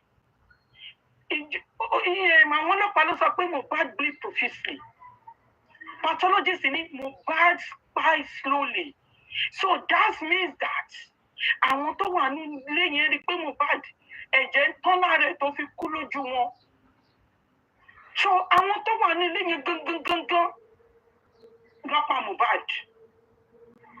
Àwọn tó wà nílé gangan ló pa Mohbad because wọ́n gbé lọ sí hospital méjì. One is Kurame, one is Perez. The Perez ló wá sọ, Dr. Perez ló wá sí corona inquest. Ó dẹ̀ sọ pé Mohbad ti wà ní stage 3-4. The same Wummi Cynthia Adébánjọ nínú one of the interview. Ó ní àwọn ń ṣe press up pé nọ́ọ̀sì kan ó wà overnight before the Kútọ́nù one. Ó dẹ̀ lọ ṣe press up fún. So mo fẹ́ wo ibi tí Nigerian police fẹ́ dojú kéèsì yìí sí. Mo fẹ́ wo ibi tí judiciary, Nigerian judiciary tó fẹ́ fi ọwọ́ bo kéèsì yìí. This case is not about Nigeria's affairs. It is about global. Gbogbo Júdẹ̀ ló wà lórí kéèsì. And Baba Imperial Professor Carpenter Joseph Oluwabamiwa Aloba. Wọ́n ti gba Mohbad lọ́wọ́ yín ẹ̀ lè rí padà mọ́ ojú oorun lẹ́tí máa rí. But tẹ dúró fún justice yìí, ẹ dúró fún citizen of Nigeria. Generation DPP gan ẹ dúró fún. DPP gan generation DPP ẹ dúró fún because ẹ ń jà fún justice ni nítorí ọjọ́ ọ̀la nítorí àwọn ọmọ wa Mohbad ti lọ ẹ lè rí mọ́ but ẹ ń jà fún ẹ̀tọ́ ìlú ẹ ń jà fún wípé you are citizen of Nigeria kò sí gbogbo wa ní alátorí President Bola Ahmed Tinubu citizen ni lórí kókó tọ́bílẹ̀ ní citizen ni so òfin tó bá mú ẹyọ kan ló mú gbogbo wa so we have right to ask for justice lórí òkú Mohbad kò sí ẹni tó lè dáwọ́ bò àdìgbà a máa pariwo wọn síta ni and we are not going to stop like nǹkan tẹ́ sọ wọ́n fẹ́ distract wa ni àwọn ẹrú kan tẹ́bi ń pa àwọn nìkan distract nobody and baba paternity is a must because mo sọ pé ikú tó yẹ kí Liam kú ni Mohbad gbà kú ìyá Liam ló fẹnu ara ẹ̀ sọ kò ń ṣèmi 70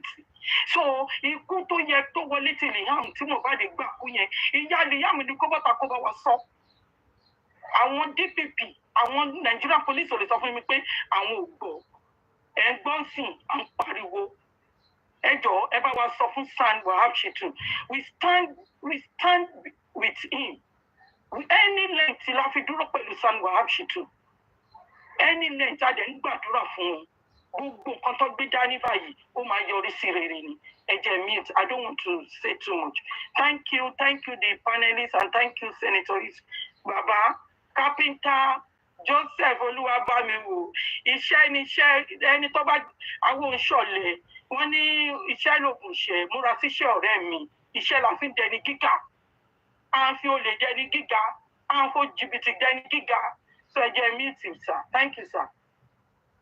So much, Wummi 70. Yes, ladies and gentlemen, I'm sorry that I might be hearing some noise behind me. I'm sorry. Wummi 70, thank you so much, ma. Let's go to General Vengeance. General Vengeance, let's have you. Thank you so much, ma. Good morning, good afternoon, good evening.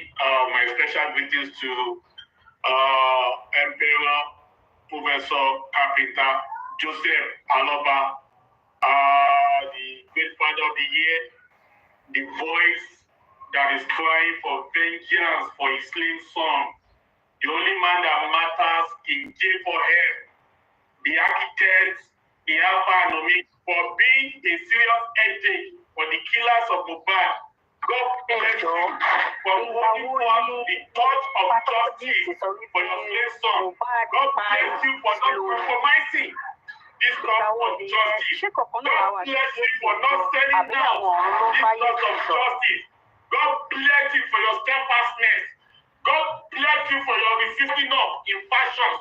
Ni wọ́n kó àwọn jọ, ni wọ́n pa bí kótó, ni wọ́n pa bí ìkòtò. Nítorí wọ́n mọ̀ pé ẹ̀yin gángan lẹ dúró ní ìdúró tán wípé àwọn tó pa Mohbad pé wọ́n gbọ́dọ̀ lọ lọ́lájì rẹ̀. Wọ́n fẹ́ ìkòtò lẹ dúró ní ìdúró tẹ́ pé àní ọmọ tó wà lọ́wọ́ bí yìí sọ́mọ ti Mohbad ni àbíkẹ́ ìṣìṣẹ́ Mohbad. Ọlọ́run ti lọ́kàn balẹ̀. We appreciate you. This my message is to the Nigerian police. Nigerian police, I'm speaking as a Nigerian citizen. I'm speaking as a justice fighter. I'm speaking as someone that wants the goodness of our dear country. I'm speaking as someone that is tired of this stagnancy and that is tired of this non-directional movement and unprofessionalism of Nigerian police. Nigerian police, Mohbad case was a case of homicide. He died in the house. I never killed anybody in Nigerian history. Mohbad will not be the first case. And I keep asking you, the Nigerian police, why were you in haste? Why the hastiness? Why so curious? Why were you so in haste to charge spending and the not to court? As how in a case of homicide, where people have witnessed bloody duvet and broken relics, where people do Wummi and the late Mohbad, where people have witnessed intimidations, threats against the late Mohbad by his so-called wife, and you are charging the police, you are charging the nurse and the standing to court as how? No, just explain to us as how. But the person that fought Mohbad did not need to appear in court. Is that what you are telling us? You say Mohbad fled profusely. Why were you not addressing it? Nigerian police, it's a case of homicide. Everybody in that house is guilty until proven otherwise. Everybody in that house is guilty until proven otherwise. Everybody that has come in contact with Mohbad within the last 24 hours should be taken to court. That's why it is done in foreign country and everywhere in the world. A case of homicide. The wife was there. The brother was there. The brother-in-law was there. Every one of them, you have their day in court. You cannot do a selective justice. You cannot take the wrong people to court. Who are you protecting? Whose interest are you actually protesting? Whose interest are you covering up? Who are your paymasters? What are you afraid of? I'm asking you. I am just asking you. What I see is a total shambles, total shenanigans, unprofessionalism, high-handedness, and wicked heart. The Nigerian police.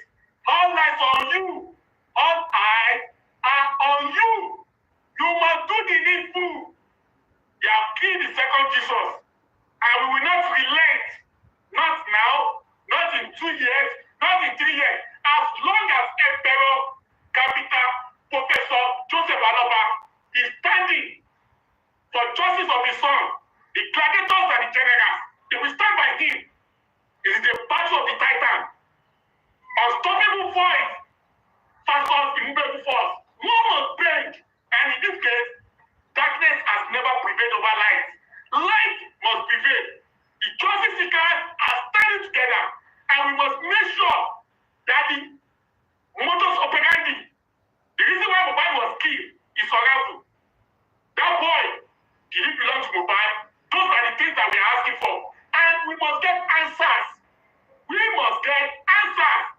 Mohbad will not die in vain. Mohbad's case will not be swept under the carpet. Political gladiators will not be able to suppress justice for Mohbad. It is justice or nothing. Your word must hear us that at this point we take a stand against the forces of oppressions. We take a stand against the forces of those that think they can do or not do in Nigeria. Nigeria must be better. It must take a new turn, and we are standing, not now, not tomorrow, forever with Emperor Joseph Aloba in this place. It is justice or nothing. God bless you, Emperor, Capital, Professor Joseph Aloba. It is justice all the way. Thank you, and God bless you. Avengers, for that wonderful one. We appreciate you. Thank you for your continuous effort standing for Carpenter, Professor Emperor Joseph Oluwabami Aloba. I want to say a big thank you to you on the behalf of the genuine member of Justice Mohbad and on the behalf of the good people of the Aloba family. Thank you so much. And ladies and gentlemen, in the comment section, please, I will not appreciate any insult on any of our panelists. Number one, I will not appreciate any form of insult. How little it is on any of our panelists, and likewise also on a general note, I will not appreciate any form of insult in the comment section targeted towards anybody that is on this live stream. Thank you so much. Let's go. Wummi Comfy, let's have you on. Wummi Comfy, let's have you. Thank you. Yeah, good evening, everybody.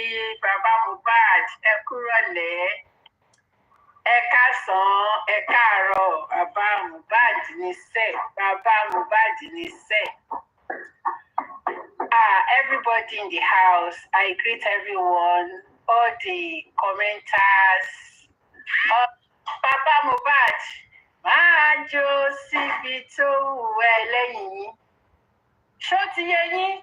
Baba Mohbad, ẹ di etí yín sí anything tó bá ń ṣẹlẹ̀ lórí ìkànnì yìí. Ṣó ti yé yín? Wọn tó bẹ́ẹ̀ tó bẹ́ẹ̀. Ẹ̀yin lẹ fo kóòdù yín bí Mohbad.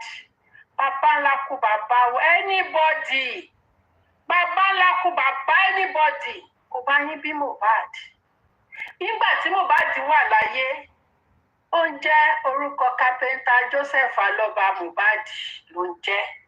Ó tún kú náà, ó tún jẹ́ Carpenter Ìlérí Olúwa Mohbad Aloba, nǹkan tó ń jẹ́ nìyẹn. so èmi ò wá rí bàbá ńlá fún bàbá anybody ó tẹ̀ máa ń pa mí lẹ́rìn táwọn kan ní bàbá Mohbad ṣé bàbá Mohbad tó bá ti ń gbọ́ tó ti sọ òyìnbó ẹ má dá wọn lóhùn o ṣé ó ti yé yín gímíkì ni wọ́n ń pè ní gimmicks ṣé ìdáná máma ní bàbá Mohbad you need to go bury that boy. You need to go bury him. He needs to be buried because you cannot find anything. You don't. I think he will not get justice. I know that boy will not get justice. He needs to be buried. Ìtàkùnfẹ́ni bàbá làkú bàbá yín tó sọ fún yín pé Mohbad ò ní justice. Ta ló sọ fún yín pé Mohbad ò ní justice? Ṣé wọ́n tẹnu yín bọ̀ ni kí ni tiyín? Láti lè let me tell you wọ́n gbà yín olórí burúkú ẹ̀yìn aláyébàjẹ́ bàbá Mohbad ẹ má bínú bẹ́ẹ̀ mi ṣe ń sọ̀rọ̀ ṣó ti eyín wọ́n ti mọ̀ mí ṣó ti eyín ẹ̀yìn ibi tó bá ti dàbí pé bóyá mo fẹ́ ṣe sọ́mà ẹ bá mi di ẹ bá mi fi ọwọ́ kọ́fà etí yẹn ṣó ti eyín á ti mọ̀ bá ṣe ń múra wa ẹ jẹ́ kí n ṣe àjẹsùn torí pé ọmọ ẹran ló pọ̀ jù nínú gbogbo wọn ẹ gbàgbé pé wọ́n ń sòyìnbó ẹ gbàgbé báwọn 419 ṣe ń ṣe nìyẹn àwọn 419 tán máa ń wọ ọsẹ ṣó ti yé yín animals ni gbogbo wọn fẹ́ láti parí ó ní animal in human skin animal dey wear agbádá animal dey wear súùtù wọ́n ṣe ń ṣe nìyẹn most of àwọn tó wà lórí ìkànnì yìí ewúrẹ́ ni gbogbo wọn tàbí mo ṣe tàbí gbogbo wọn èmi dẹ̀ ti máa ń sọ ẹlòmíràn tẹ̀ máa ń lé Alimadewẹ sútù kọ́. àwọn olórí burúkú ọláyé bàjẹ́ kan dápẹ́ tó bá ń gbàdúrà rú yẹn fún wọn pé kán fi ọwọ́ wọn gbé ọmọ wọn sí wọ́n máa yẹrí á ní Kẹ́fí she can cast too much she cast too much wọ́n máa sọ wípé bàbá Mohbad ò wá justice wọ́n ní bàbá yẹn that father does not want justice he doesn't want justice for his son. Ìwọ dẹ̀ wà nínú ilé bàbá Mohbad dẹ̀ ń fòye káàkiri wọ́n ní kóòtù lẹ́yìn wa lọ wọ́n tún ti àjọ ni o á ti lọ jókòó wọ́n tún ní kòrónà tún ti bẹ̀rẹ̀ o ó tún ti débẹ̀ wọ́n tún ti ṣe ẹ̀yin olórí burúkú ẹ wá jókòó sínú ilé yẹn ẹlòmíì máa wà lórí ọkọ ẹ̀ ẹlòmíì máa géèjì lórí ìyàwó ẹ̀ á dẹ̀ máa sọ fún yín wípé bàbá Mohbad kò fẹ́ justice ṣẹ́yìn lẹ́bi ni. Bàbá Mohbad bí sanṣíìtì yẹn ẹlòmíì àti ẹ̀tún máa ní sanṣíìtì.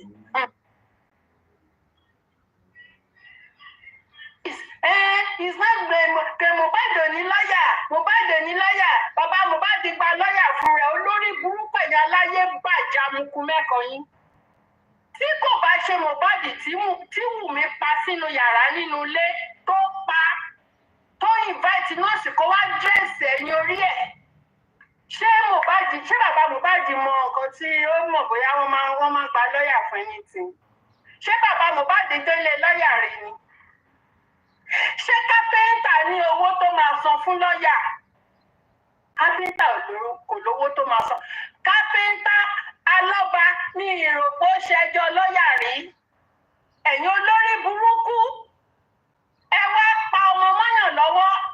Wùmí pa Mohbad mọ́ bàbá ẹ̀ lọ́wọ́. Wùmí lọ ó pe nọ́ọ̀sì tó wà níbẹ̀ overnight. Tó wà níbẹ̀ overnight tó dírẹ́sì wúndù Mohbad lórí ẹ̀ lẹ́yìn orí ẹ̀ àti níbi ẹ̀gbẹ́ ẹ̀kún ẹ̀. Lẹ́yìn tó pa tán ẹ̀yin olórí burúkú àmẹ́ni tó kúkú àmẹ́ni tó dà yín síta. Gbogbo àwọn tó dà yín síta wọ́n máa gbé òkú ọmọ lórúkọ Jésù.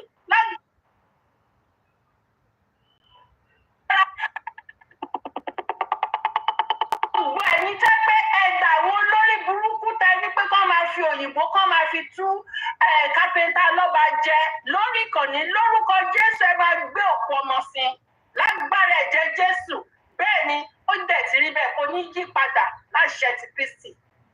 Ẹ wá máa ní bàbá yẹn o ara ẹ̀ ló gba lọ́yà fún o ara ẹ̀ ló gbọ́ kò Mohbad ò ní lọ́yà ẹ̀yin olórí burúkú ẹ̀yin máa ṣàǹfààní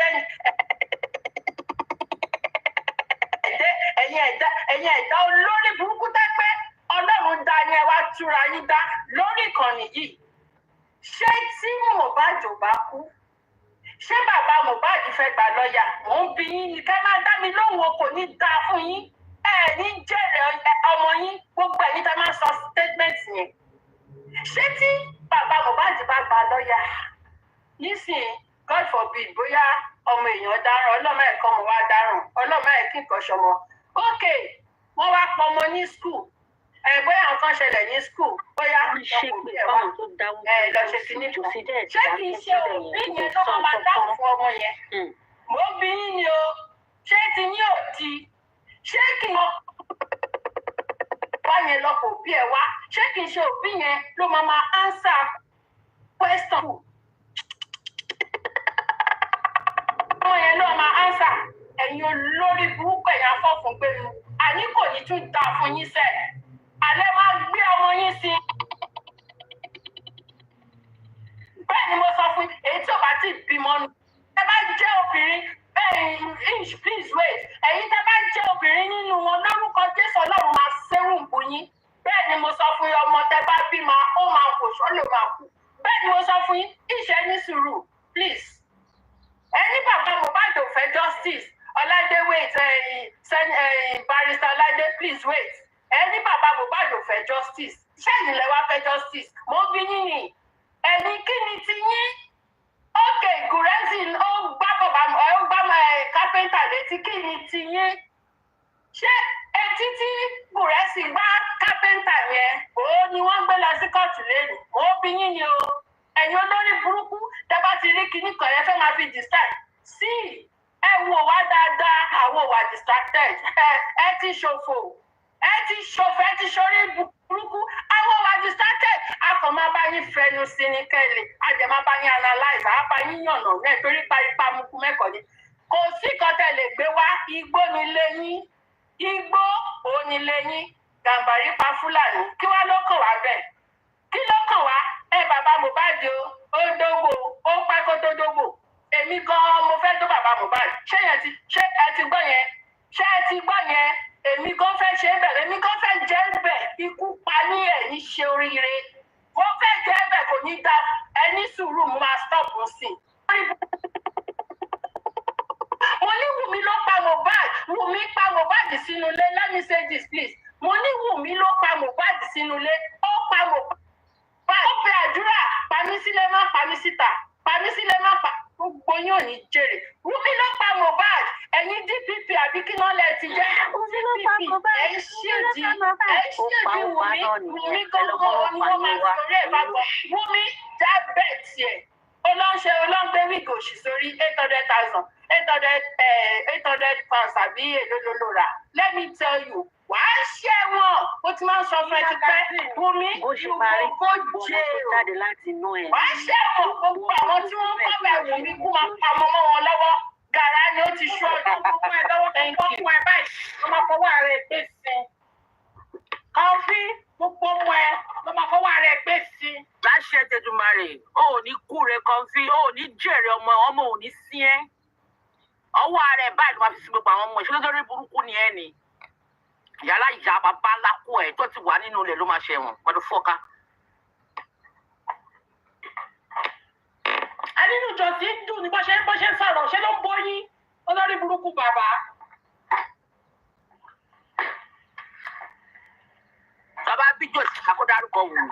a kàn ń sọ náà ni wípé ká má ṣe pé fáwọn ọmọ jòsì gbogbo nǹkan tí kan fi sọ yẹn tó bá jẹ́ pé ẹjọ́ má bínú ẹjẹ́ sáré sọ̀rọ̀ jòsì ó wà níbẹ̀ yẹn òun rẹ́rìn wọ́n dẹ̀ ṣépè gbogbo nǹkan tí kan fi sọ yẹn tó bá jẹ́ pé o ní láti pé níbẹ̀ wàá tún fojú sunkún ọmọ àwa ò kí ẹ̀ ìgbà tó bá fi lè wọ ẹ̀ tó fi lè jókòó tó ń ṣépè bẹ́ẹ̀ yẹn ó dẹ̀ ń rẹ́rìn tọ́lọ́ bá sọ pé máa fojú sunkún ọmọ wàá tún fi súnlẹ̀ kejì kò sí nǹkan táyé tó ṣe lórí àwíṣẹ́ àkọ́kọ́ wọn ṣe ló ya wèrè ni alóbóyè ti wèrè tọmọtọmọ fún mi kí gbogbo àwọn ọmọ bá wọn máa ṣọkọ wọn máa dùn fún wọn lọ́wọ́ mi kò sí ìtò máa jẹrì nínú gbogbo wọn gbogbo ní gbogbo máa jù ú lọ́wọ́ lágbára náà because àtúntẹ̀ ẹ̀jẹ̀ dọ́kítì ní gbogbo mi kò dẹ̀sẹ̀ tó ń ti ẹ̀rí rẹ̀ gbogbo bó ṣe sọ àti àwọn tó wà bẹ́ẹ̀ tó bẹ́ẹ̀ ṣáàtì rẹ̀ akẹ́kọ̀ọ́ rẹ̀ gbogbo ọlọ́mọ fún òun báyìí ló máa fi gbé àwọn ọmọ sí ní kọ̀ọ̀kan wọn ò ní jèrè kọ̀ọ̀kan náà àwọn alágbára wọn ò ní gbó wọn máa fi ọmọ wọn òkè pé ìgbà táwọn wá sáyé àwọn náà bá wọn bí wọn rẹ̀ ní pátápátá ẹ̀ ní jèrè ọmọ náà ń ṣe èyí tí wọ́n ti gbé sàtúntò gbogbo àwọn olórí gbogbo tẹ́jọ́ pé àwọn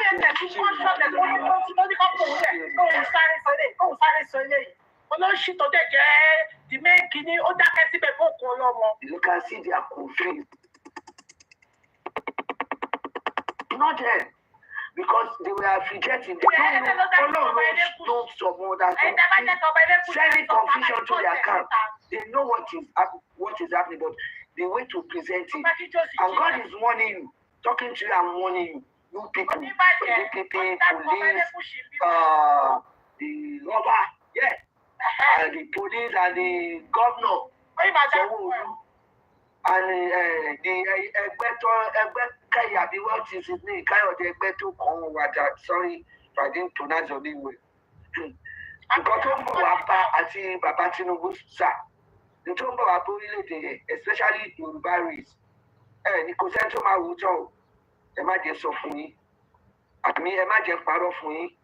Now, if Baba Kayode Egbeto come, if you are the one, if it's an Hausa man to be on top, your position now, what is it justice for Mohbad?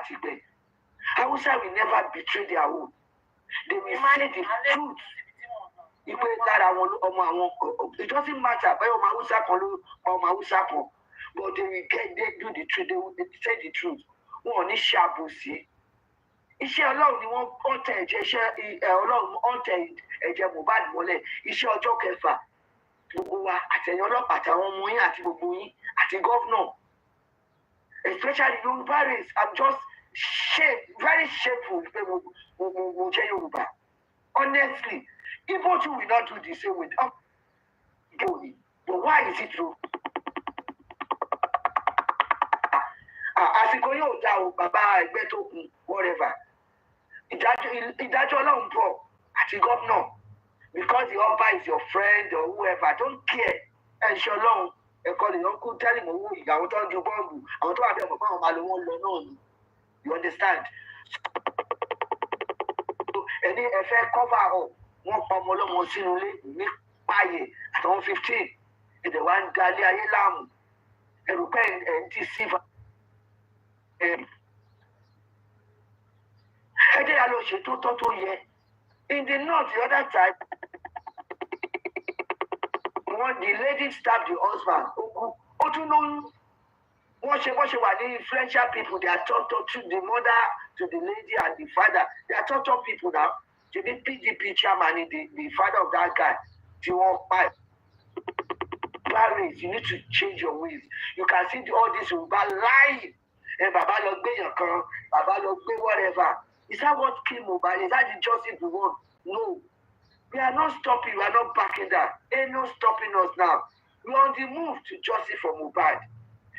Chemo, Emma Chetolong. Baba, God is with you. And you have said it, carpenter. Oh, it's a woman, you know, Bibeli. Oh, Ribe. General Meda not to suffer, only Jesu Keji. Àwọn ọmọ pé ìbínú Ọlọ́run á fi ṣe ìgbédìde àti ṣubú lórílẹ̀‐èdè Nàìjíríà especially Yorùbá ní ìmáwọn Haúsá ní ìmáwọn àwọn yòókù mọ̀ Ìgbò ìkànnì ẹ̀jẹ̀ orúkọ Yorùbá Sanwó-Olú náà jẹ́ orúkọ Yorùbá àwọn ọba náà orúkọ Yorùbá ló ń jẹ́. If you are the one Elégùṣì because of the petition I can mention your name ẹjọ́ mi tí I fẹ́ náà ní 2 minutes. Okay, give me 2. Láti ní kó má dárúkọ ẹ̀. Okay. Wọ́n ti dárúkọ rẹ̀ dì. Àwa ti gbé. All right. Okay. I will check. Okay. So anyway,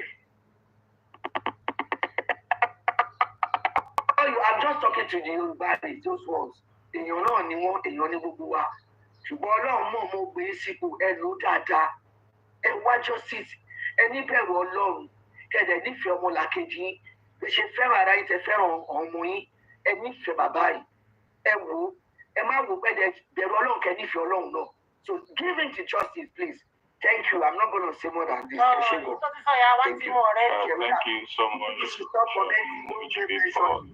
We appreciate you. Èmi lọ ẹjẹ plate Mr. Paita yẹn ó ti fẹ́ bẹ̀rẹ̀ ti fẹ́ tán ìṣe ọ̀kan náà lórí màá sọ̀rọ̀ lẹ́yìn ó dẹ̀ parí. But George, that based on this, what do you think? We don't think there's anything we can do yet. We cannot really prosecute. We cannot do anything. Although we arrested these people on suspicion of this thing, we were investigating to see the link of their link to this crime. But as it stands right now, there's nothing we can do. What do you think, sir? Oma? And it just said based on that, we have to discharge these people. You don't have any evidence. Okay, because these people, part of the, what you call it, part of their rights is right to fair and speedy hearing. Because they keep saying it, justice delayed is justice denied. Not just justice delayed for the victim. Yes, even justice delayed for the suspect. Because as a suspect, if you keep being a suspect for so long without any investigation concluding to pin you to the case, it's more like they're depriving you some certain degree of your rights. So it could lead to justice delay for you too. So why the victims of any crime, why they need justice, even the suspect, everybody involved, whether in commission, whether investigating, they also need justice on their own part, depending on their role in the situation. So the court said, you know what, you cannot keep seeing these people as suspects forever. Since there's nothing you have right now that you can charge them with, let them go. If tomorrow something comes up, good and fine for you. But as it stands now, you do not have anything to charge these guys for. They have to go. That is part of fairness in law. In the justice system, it is part of fairness. So based on that, they got the advice, and based on that advice, Sam Larry, Naira Marley, Prime Boy, whether Billy or Baby or whoever, they were discharged by the magistrate courts. Baba Mohbad Igbomu only know that why would they discharge them? Because there's still a pending issue going on in the coroner's court. The coroner is investigating what how Mohbad died, when he died, and circumstances leading to his death. Now, because that is going on, the DPP and the court cannot just release the suspects or discharge them, as it were.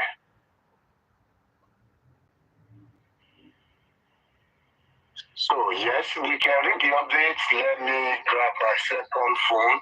I can read the update, but I want to give people the background to the story. So that, because by the time we start reading, I know there'll be a lot of semantics there that will throw some people off. So by the time I give lay some foundation to it, it will be easy for everybody and anybody to follow the story. So based on that, Baba took case to court. They say no, it will be miscarriage of justice if you're preempting the coroner's inquest by releasing people that they are not guilty or they are not involved in the death of this boy. That will be like you're preempting.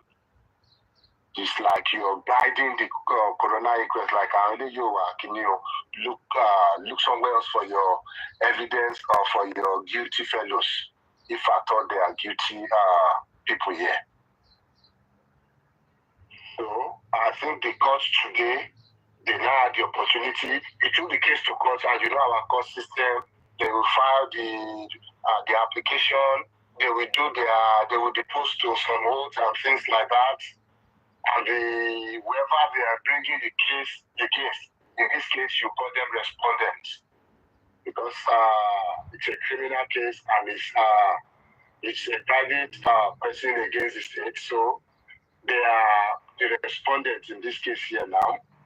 They will also file their own counter affidavit, counter application if they have, or any motion. They will do all that. They will continue doing all that. There will be some back and forth in the background. But today was for listening to arguments. They had to come. They went to the court today, or maybe two or yesterday in some people's place now. Each side arguing their case that this is why I'm saying these people have no legal standing. These people, whatever they have done, is going to lead to injustice. And the state, they responded as the DPP. I think the police was the police is also part of the respondent too. And I don't know who else.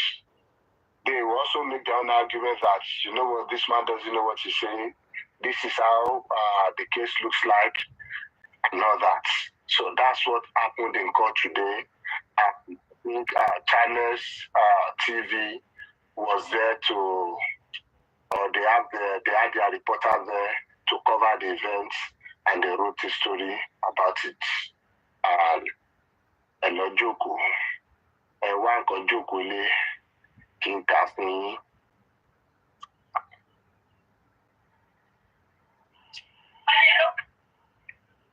So where is this?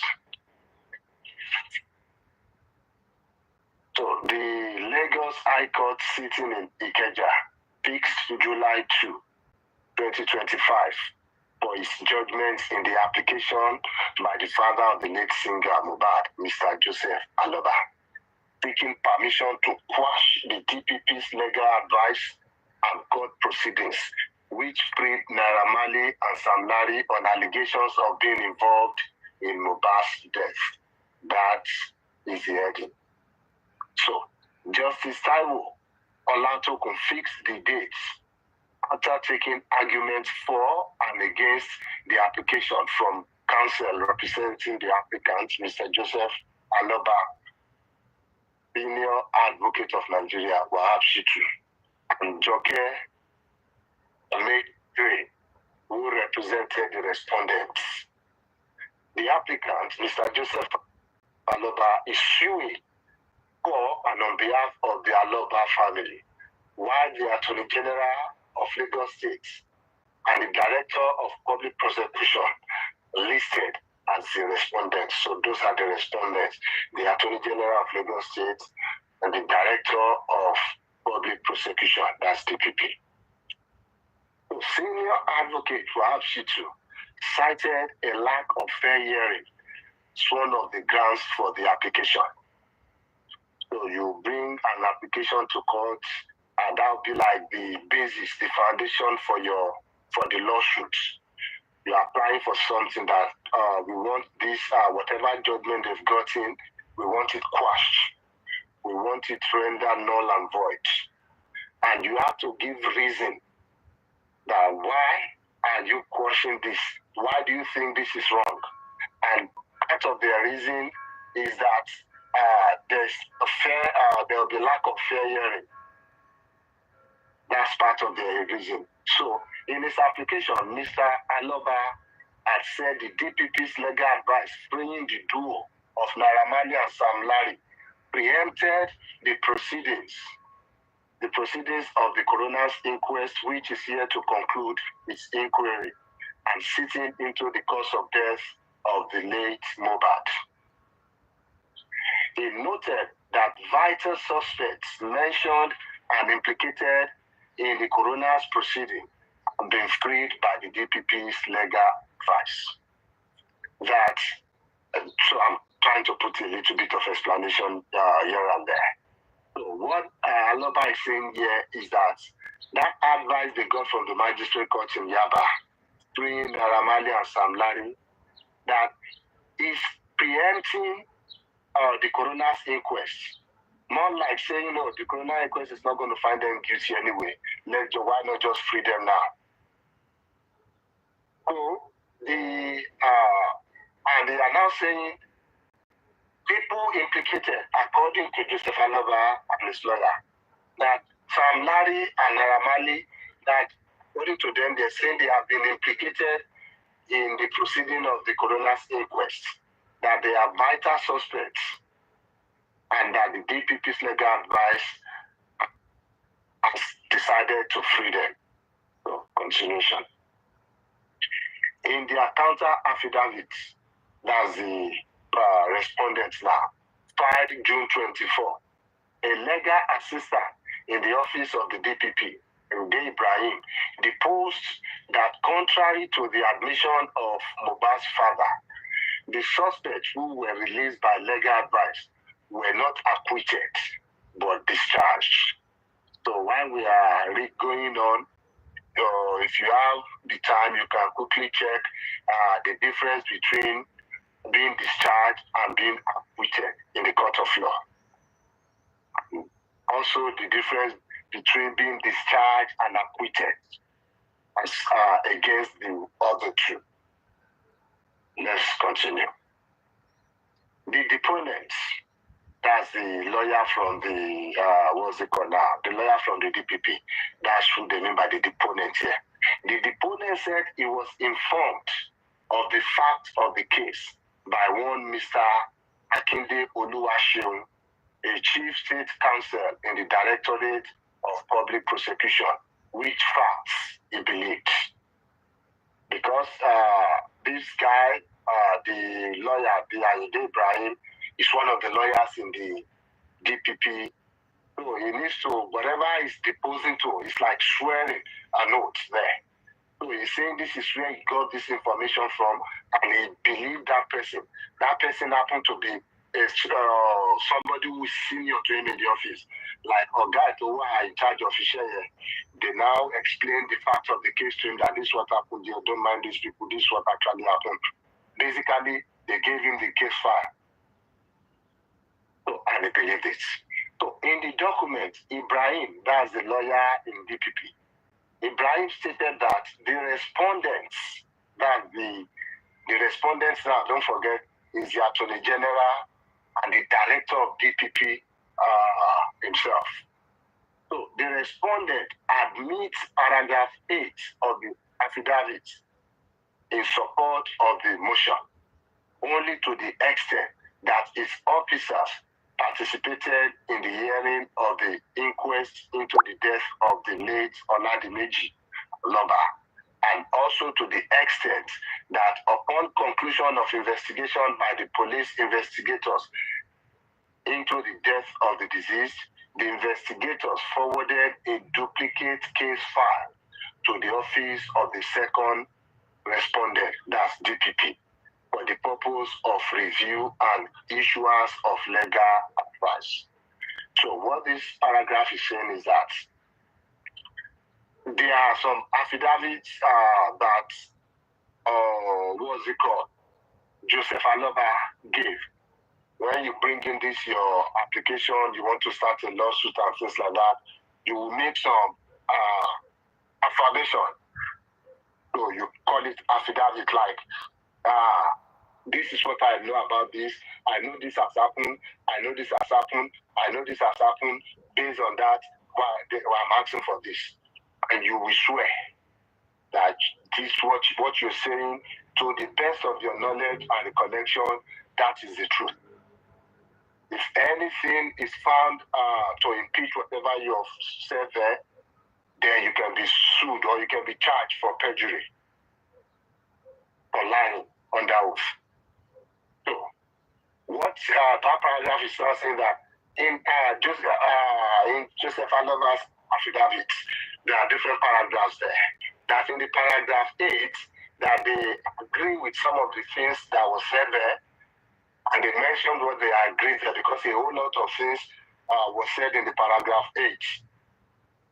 And the things they agree with there is that, yes, so we participated in the hearing into the inquest into the death of Mohbad. Yes, we participated as one of the authorities there. And when the police also concluded their investigation, the police forwarded a duplicate file to us. And the purpose of that is for us to review whatever the police did with that, because in a way they are like an oversight function. They are like people who review the work of the police officers. Okay, you've done this, are these things lawful? Can we take it to court and get anything out of it? So they send this duplicate file to DPP for legal advice and for review. And they agree that, yes, we know about this one's true. So, the next paragraph. Contrary to the deposition in paragraph 4, and generally in the applicant's affidavits, the suspects who were released by the second respondent's legal advice were not acquitted, but only discharged. It's reaffirming that here that these people, they were not acquitted though. Now only discharged, they discharged them all. So the respondents deny the deposition in paragraph 7 of the applicant's affidavit. So basically, what they're doing as part of the argument in court is that putting on in whatever Joseph Aloba said, now him bring case come, that this and this and this and this are what he believes in. So the job of the opposition, in this case, the Attorney General of Lagos State and the Director of Public Prosecution, their job then is to put holes in that story. Now, you said here in paragraph 1, no, this is how it should look like. That is their job. If they are able to successfully puncture their story, then there won't be any case. That is the point of all this back and forth. So, the respondent now is now denying. It denies the deposition in paragraph 7 of the applicant's affidavit in support. As the presiding coroner is here to pronounce a verdict which implicates the release of suspects. So this 1 year is heavy, if only you understand what is there. So it's now putting it back because the basis, one of the bases of the case of Joseph Aloba here, I'm not really looking at comment section, so if there's something I really need to attend to there, somebody might have to unmute and let me know. But let me just finish the reading, and I know I'm doing too much of explanation in the middle, but let me just land. So what that paragraph is saying is that Joseph Aloba's, one of the foundation of his case is that the coroner, some people have been implicated in the coroner's proceeding. If you were following my reading, it was maybe in the second or third paragraph that I read, that why would the legal advice release these people when they have been implicated in whatever was going on in the coroner inquest. Now, the DPP and the Attorney General, they're now putting it back in that the coroner magistrate has not, whoever is presiding over, has not pronounced any verdict that these people we have released, or they are implicated. Now, why are you now implicating them by your own words? Why are we going to keep them suspects forever when up until this moment they have not been implicated? The coroner judge has not pronounced that this person, hold on tight to say this person and then do this, that on what basis should we now continue to label them as suspects? That is essentially what that paragraph is saying. So while asking the court to dismiss Mr. Mohbad'S application, not Mr. Mohbad here, it's Mr. Aloba, Mohbad the application.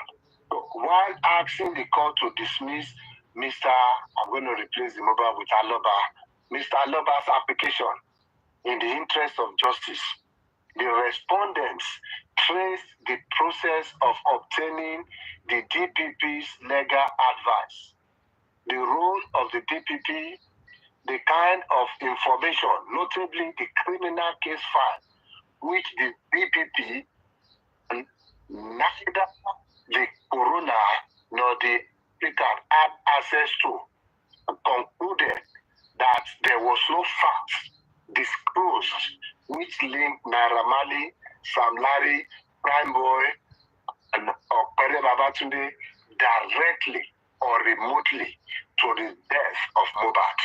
a situation which formed the basis of the DPP's advice, freeing them. Yes, I know this one is loaded, this paragraph. So what this paragraph is saying is that the lawyer is saying why the DPP got this legal advice, why they went to court for this legal advice. That is because of the case file, the criminal case file, that the police, the investigating officers forwarded to them. They are now pointing to it that the DPP, they have this case file. They are now saying the corona inquest, or the applicant, that Joseph Aloba and his lawyer, that they do not have access to this file.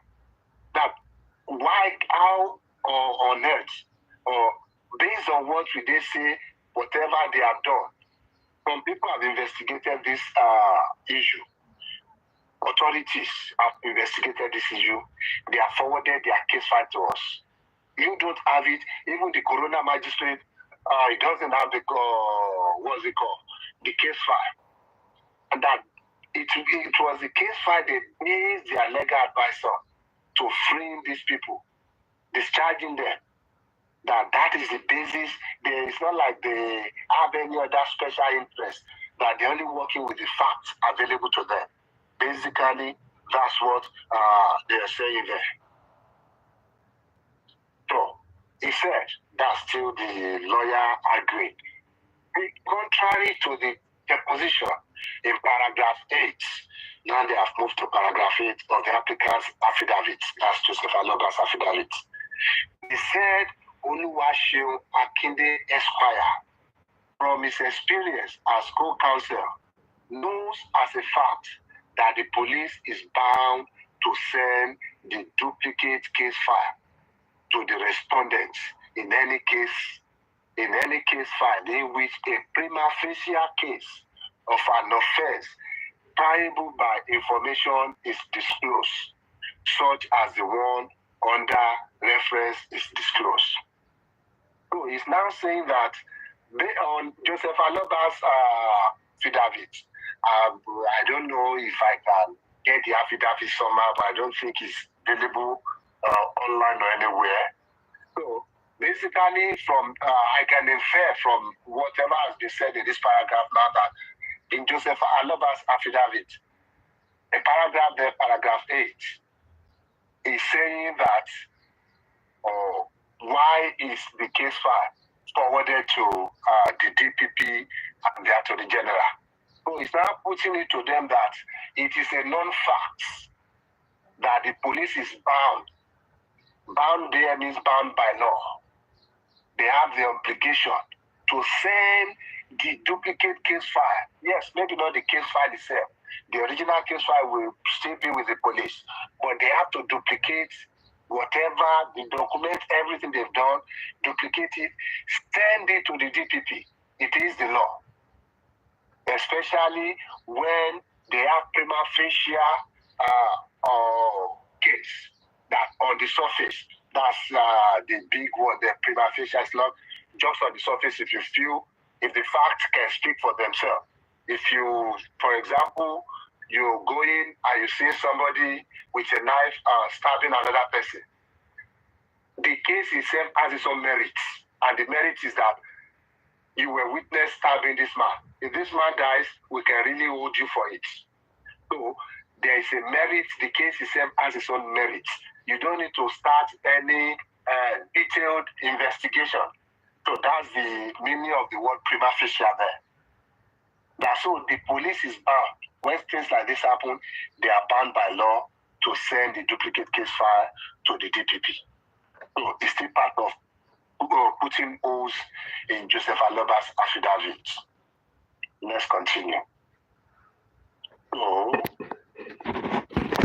to the above, the respondent states that at no time did the presiding coroner looking into the death of the deceased issue any directives that mandated the respondent to inform it of the conclusion of the second respondent's review of the duplicate case file which is the conclusion captured in the legal advice sought to be quashed by the litigants.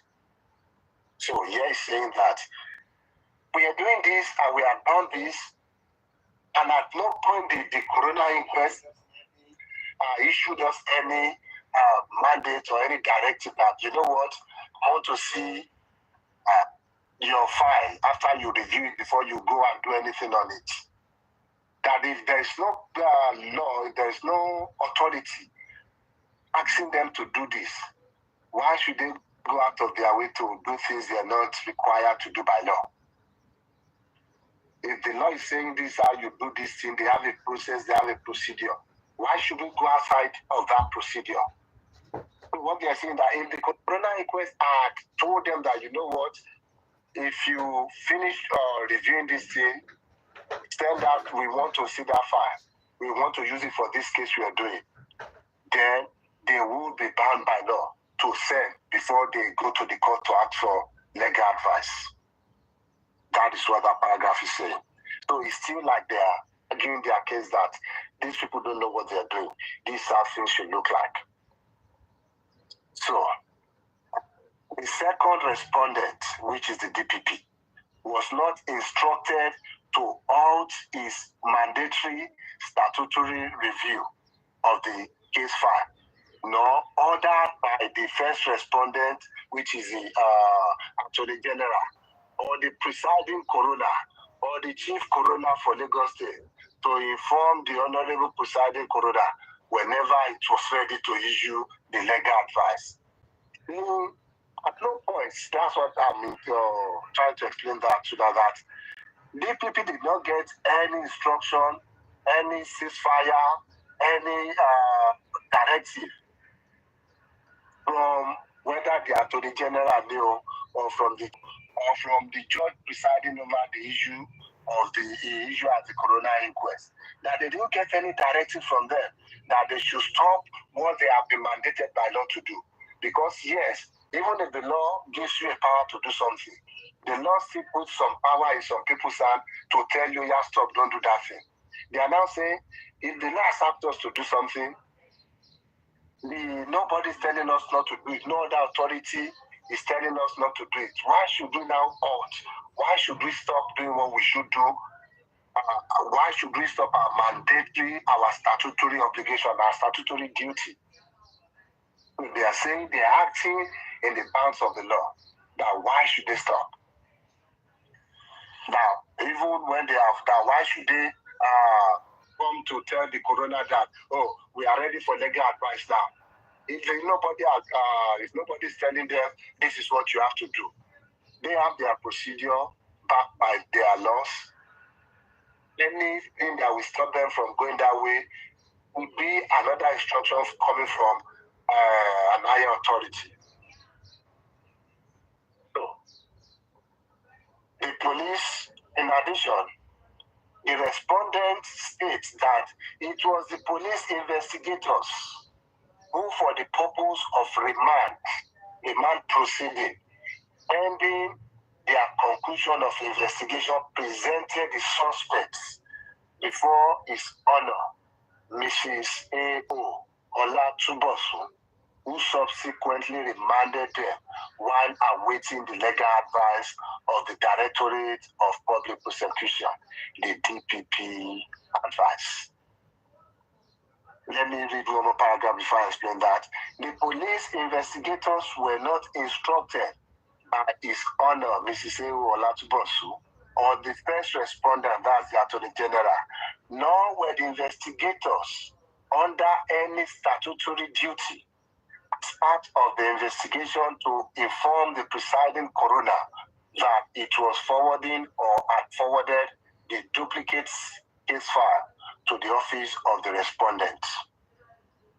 So, the police investigators and the respondents working on the prima facie criminal inference of the death of the deceased were independent of the presiding coroner.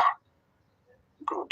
So what those 3 paragraphs or 4 that I just read, what they're saying is that the police investigator when this issue started and they started their investigation. Because they had to hold Naira Marley, Sam Larry, and the rest. They had to hold them for more than 24, 48 hours as required by law before presenting a suspect, charging them with an offense and presenting them in the court to have their own fair hearing. They had to go to the judge. This judge, Olatubosun, who eventually gave the DPP legal advice, that they approached this judge that yes, these people, it looks like we're going to be holding them for more than 24 hours because we are still investigating this case. They had to apply for a remand order that we want to remand this, we want to keep them with us for now. We need something to back us up because the law is saying we cannot keep them for more than 48 hours. So the judge granted them the remand application. That you know what, they are going to keep them and continue your investigation. So it's now saying the same before this judge that they presented these people back. That while you're waiting legal advice, if these people go there as part of the internal rule of the police and their procedure too, they have the power to grant administrative bail too. Yes, the court has given them the power that keep these people in your hand. If those people, while doing the investigation, if they feel, okay, you can go home for that, but you have to report here every Monday, every Tuesday, the law has given the police that power to grant administrative bail. Because somebody might be asking, if the court is asking them to remand these people, from these people got released somehow, somewhere, the police has that power to grant administrative bail to people in their custody. They just need some, oh yeah, bring your passport, bring this, bring that. That's what they need. So the second paragraph there is now saying that these investigators that we're talking about, the judge did not give them any instruction. That's the judge, they got the remand instruction from them. He didn't give them any instruction. The first respondent, which is Attorney General, did not give the police any instruction because the Attorney General has the power to give them instruction too. Or then I say even the investigator, that's the police, they are not under any law, any statutory duty that part of your investigation, no, you must go and inform the coroner presiding judge before forwarding your case file to the DPP. It is not part of their job. No law is compelling them to do that. And nobody has told them, you know what, this is what you need to do. Meaning that the police needs to go about their normal way of doing things, and their normal way of doing things that after concluding their investigation, they forward their case file to the DPP for review and for legal advice. So it's now concluded. Now, based on all this, the DPP and the police investigators and the Attorney General of the Federal of Lagos State, because they are working on a case based on the merit on its own, not really based on one deep inquiry or investigation, based on the merit on what they are seeing at first time, that they are independent of the presiding judge, the presiding coroner. You can call them coroner, you can call them judge because they are judge before they are coroners too anyway. So that they are independent of that woman or the man, meaning they can do their own thing, they can run their own show while he or she is running her own show there. So the next paragraph, the respondents are answerable only to the presiding magistrates who ordered the remand pending the issuance and of whom the legal advice was forwarded when it was issued. That because of all this, Attorney General, DPP, even investigators, they are only responsible, only answerable to that judge who told them that, oh yeah, go and keep these people for now. That is the only person that can now tell them, let me see what you have done with this. Not the judge who doesn't know how the remand, how it came about. So the thrust of the intervention of the presiding coroner into the death of the late Ilerioluwa Oladimeji Aloba is different from the statutory duty of the respondent pertaining to the police case file. So they are saying that everybody gets their own duty. The coroner, if they do his own, is doing his own. We have our own statutory obligation. What we need to do, based on the facts we have, that these are two different things that should not be mixed up. Now they're explaining that place again. While the presiding coroner's mandate is to determine who is the deceased, when the deceased died, where the deceased died, and how the deceased died. The mandate of the respondents, by now you should know who the respondents are, the Attorney General and the DPP. The mandate of the respondents, particularly the second respondent as the DPP, is to determine if there were any prima facie criminal inference disclosed against any of the suspects in the duplicate case file forwarded to them. Let's break that down now. So they're saying the job of the coroner inquest is to determine who died, the person who died, how he take die, when he take die, where he take die. That's who, when, where, and those are the 4 questions the coroner's inquest is supposed to answer. Who died?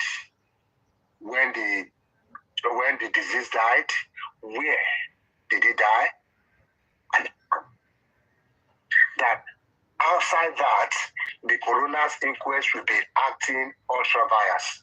That in contrast, the mandate, the job of the respondent, the Attorney General of the Federation, and especially the DPP, their own job is to determine if there's any merits, if there's anything they can infer, they can draw from the investigation from the case file forwarded to them by the police. So they are not supposed to go outside the case file forwarded to them. They are not the investigators. They're just there to prosecute based on the file forwarded to them. It's either they prosecute or they decline to prosecute that. You know what? I don't think we can get more evidence. Guys, go and get us more evidence, then we'll continue.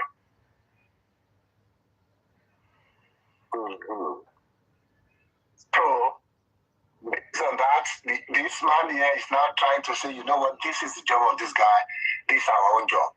So, the respondent vehemently denies paragraph 10, 11, 12, 13, 14, and 15 of the affidavit in support of the motion, and states that the averment therein exists only in the realm of imagination of the applicant, and thereby put him to the strictest proof of the allegation. So, I don't have the affidavit. I would have loved to read that too.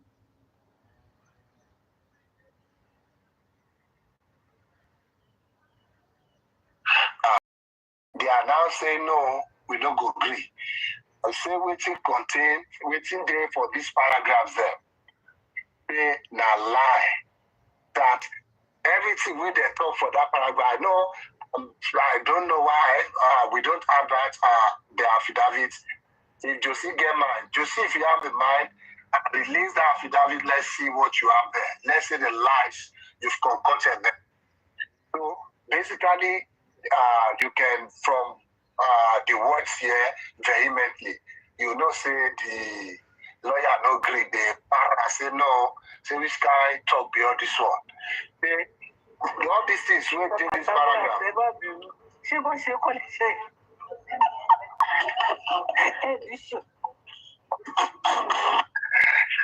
All this thing wey this man talk for this paragraph, say the man just dey imagine things. So say all these things can only exist in the realm of imagination. So you just sit down for us, you dey look silly. Say, I wish to be king of England. I wish that I'm the president for one Obodo country. Say all these things can only exist when you have that quiet time in the toilet and you feel you are the owner of the whole world. So that's basically what this man is saying here. That and because of that, they need to prove whatever they have said there. That if you decide that you can sit in the corner of your house and decide what happens in the rest of the world, then you need to bring some proof to all these allegations you have made. Because they've made a whole lot of allegations there. I know say they don't call Attorney General and the DPP, they don't call them different names. They don't abuse their mama, abuse their papa. Now why the lawyer vex like that? Say no. The only thing if you happen, you say this man just they imagine. You don't want to tell us whether the man they marry something. So to the next paragraph. The respondents state further that neither the coroner nor the applicant have access to the criminal case file to ascertain and appreciate the legal basis that form the conclusion reached by the respondents in the legal advice. So they are now saying that, I think they've said it somewhere in the earlier paragraphs, that these people where they talk, they don't even get the case file for hand. Now they want to appreciate what we do. They want to understand what they did. Do the corona magic, the corona judge, no contest here. They just they join the guy for the matter, say me and two collect together, and then they give Aloba, then they throw one, give the woman there to say, well, I don't get case file for hand. You don't know what's happen. You don't know what's in these people right there. What if the police say, they are based on our investigation, no? These people, we don't see them at all, no, they don't do anything at all. We don't see any facts say they do anything. So, she made DPP, because of that, go say, no, they do something, no. They investigate, do they have investigatory power? No. They have prosecutory power. They can only prosecute based on investigation done by the police. So they're saying these people don't get case file for hand. They follow us and you say, now so this all matter supposed to be. So which can we allow this? That's what we have in that paragraph. They can't appreciate, they can't understand basically their own legal basis of saying or doing whatever they have done. So, the applicant did not personally conduct any or engage private investigators who investigated and found incriminating evidence that establishes the culpability of any of the individuals discharged by the DPP's legal advice for the death of his son. So, they don't Joseph Aloba for blockers here now say, you know, pay any private investigator. You know, engage anyone, maybe apart from Yomi. And I think Joseph Aloba made a mistake here. If you had included Yomi in this one now, if you say Yomi is my private investigator. So they say you didn't conduct any investigation of your own. You did not hire or engage any private investigator to investigate all these things you're saying, all these evidences you're coming here to say. You didn't get anybody to investigate for you. And you just call your the Yano Pata say, now one person kill your picking, now another person kill your picking. So they're just really telling that this man is irresponsible. This man just opens his mouth and things start coming out. That's basically what that paragraph is saying. Irresponsible like you. So, upon a total legal review of the case filed by the second respondent, that's DPP, there was no fact disclosed that linked Mr.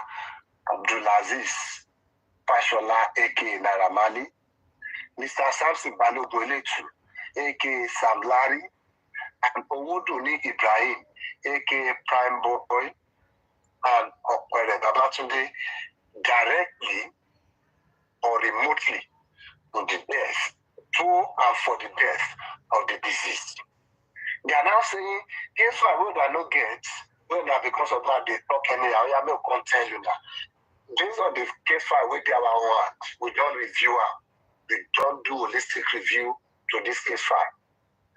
And in that case file, any facts no dey there, we link these guys there. Whether not directly or be remotely or say na them cause the death or na them by this boy. Based on the case file we did their hand, say no fact they inside. So they are not saying there might not be facts later on. They are not saying this thing they happen.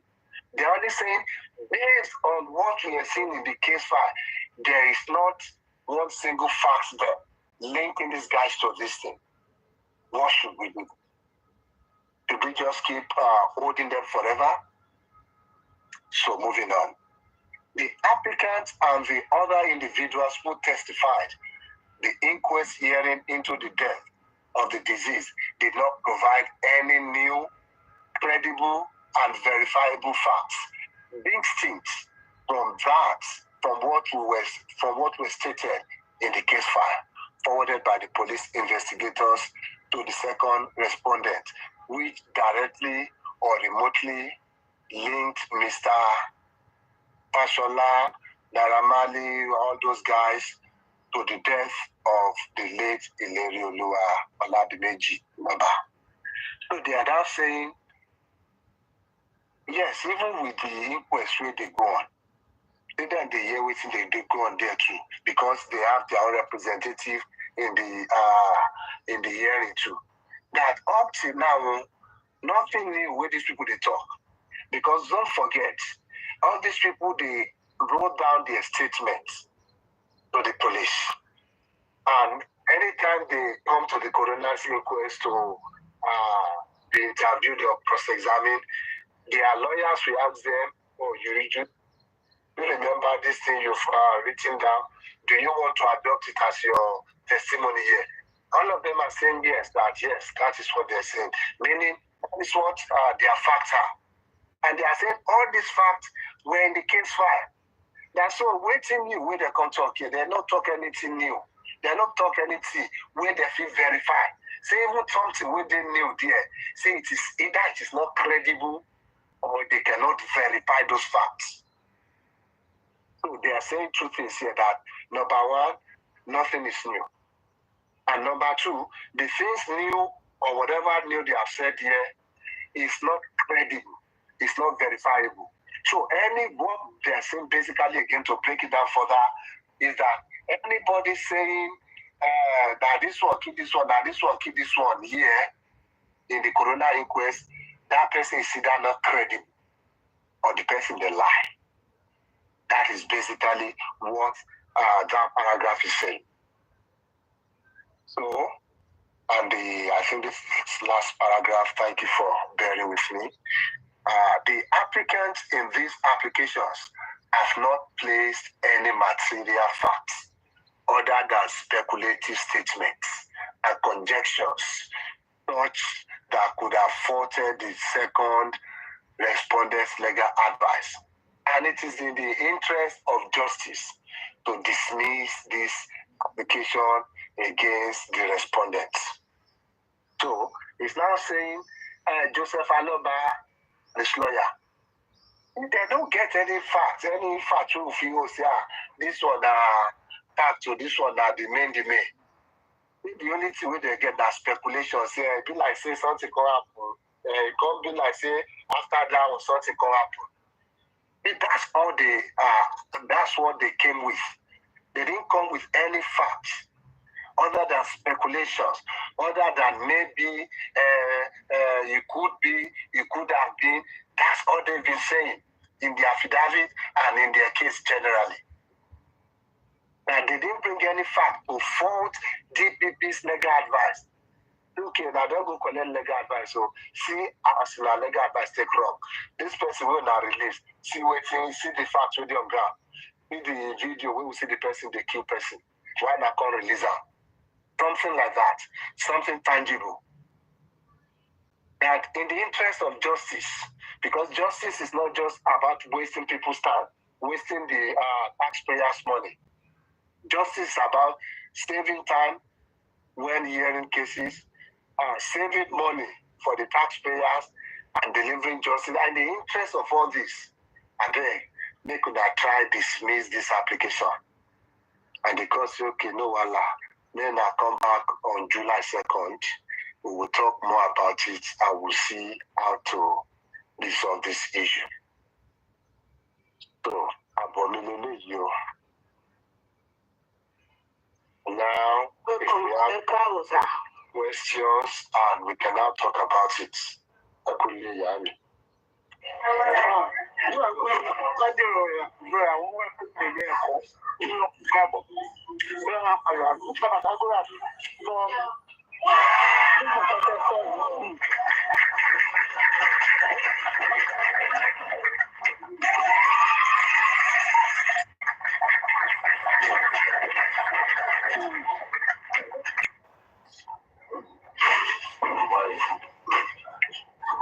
Yes, Charlie.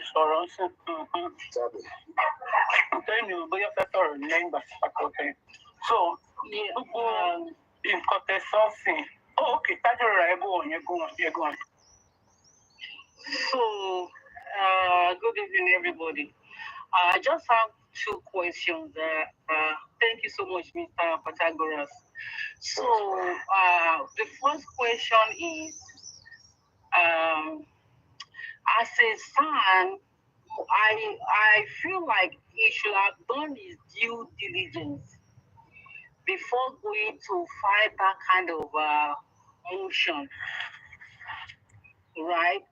So I really don't understand why, because for me, I think the charges have to be, have to be appropriate. It's just like, for example, your unintentionally buying you, right? Unintentionally, you cannot charge that person as in it should be like, let's say, manslaughter and all that. But if the charges is not appropriately filed, there is tendency for that motion to be discarded, right? Yes. So in this case, I was just wondering, as a son, even like a junior lawyer, shouldn't have made this.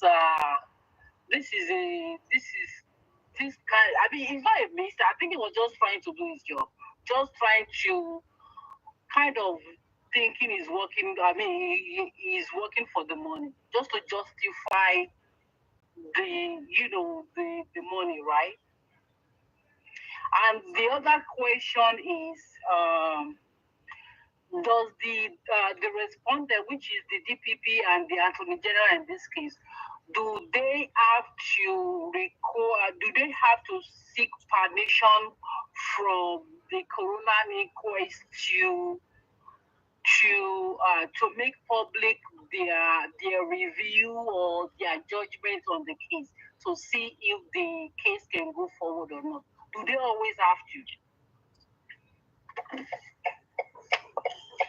Yes, sure.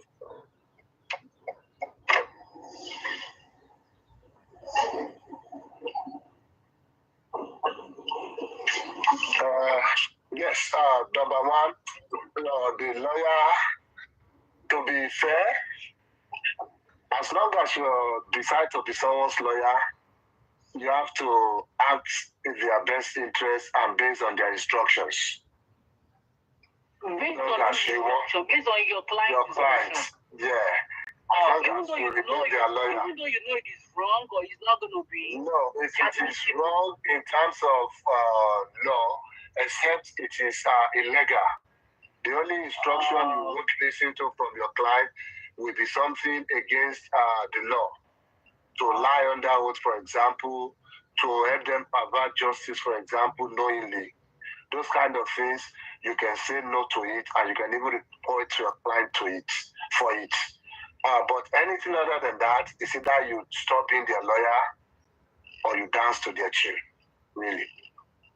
That's just it's more complicated than that, but that's just a simple explanation. It's either you just say, Baba, I know they do again, or you just continue doing their wish. Oh, okay. Yeah.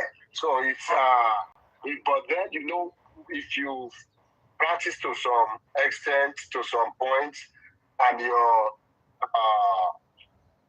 what's the word now? Your image means so much to you, your integrity. You have that. There are some things that you stand your ground. You have the power to advise your client to convince them. And when you can do that, you have the option to say, you know what, I cannot do this in good conscience. But then, it's all about what you really want still. If I want money and somebody is telling me to come and to Aloba, to Aloba Unshu, Charles and Pong, we agree, throne upon. Whether they pay ọmọ kí ló ti ń pè ọmọ ayédè ni níbì kan. Máa lọ máa sún ẹ̀ tó bá ti kówó ẹ̀ sílẹ̀ ń pé òun ni throne kan tó bá a máa fọ́ọ̀mù story pé yes nígbà tí queen ni bóyá first àbí first queen ni wá ìgbà ni wá lóyún Nàìjíríà bàbá ẹ̀dùn create a story conjecture báwa lọ́ba ṣe bóyá ń kó story jọ bóyá ń kó gbogbo assumptions àti conjectures jọ yìí a máa kójọ náà eventually tó bá jẹ́ pé ẹni tó ń wá owó yóò kọ̀ láti ṣe anything láti wá owó. Of course, they can do it within the ambit of the law. Even though it might be morally wrong, they will still do it. And they will still be doing their job still, really. They'll be doing their job. So, for the second question, you're saying that, yes, the DPP do not need their, their permission. In fact, the DPP has the constitutional authority as per the law establishing them to either decide to continue to advise on whether or not to prosecute a case, to discontinue or not to discontinue criminal proceeding. They have the authority. The Constitution grants them the authority. The 1999 Constitution grants them the authority to prosecute or to decide, you know what, we are not prosecuting. Except where there is clear abuse of power. There's even a legal precedent backing it by the Supreme Court, stating that DPP say they get the power. If they say they won't do, they go do. If they say they don't do, nobody feel them. So that one is clear. And that is part of what these guys are trying to affirm here, that these are just the waste people time, that we have the power to decide if one prosecutes or not. Nobody can force us to do it. So I can tell you for a fact, without preempting the meeting of the courts, that no court can force the people to go prosecute. If they say they don't get fact to prosecute, say that the court won't go prosecute now. So nobody can force them to do it. They have the authority, except where there is clear abuse of power. Okay. Yeah. Okay. So the DPP determines the legality of any case brought before based on the facts presented to them by the investigating authorities. Oh, okay. Okay, that makes sense. Thank you so much. Appreciate it. You're welcome, Mark.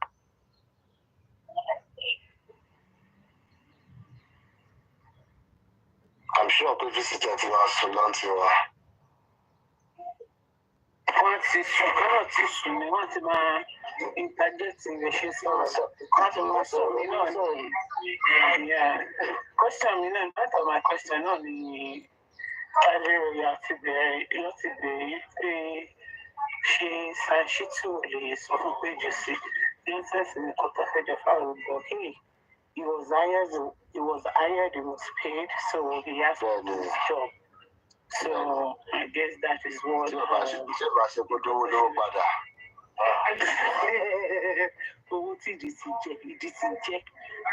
guess that is just this is just what is there, because even with all this, I just think Sam should, be thinking about it like, hey, this is like a slap in his face.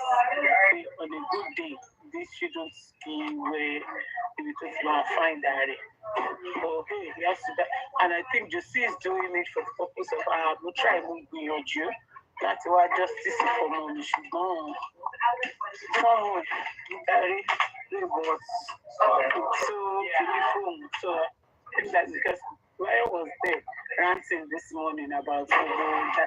And looking at it, even going to me, she lawyer, it's so it's so clear right there. What is it that you are fighting for? You are fighting this for nonsense and rubbish. So Kito continue. Just answer. Who is that again? Bonnie, somebody was saying, yeah, princess. Yes, I was saying you should go check it out the other time. It's simple.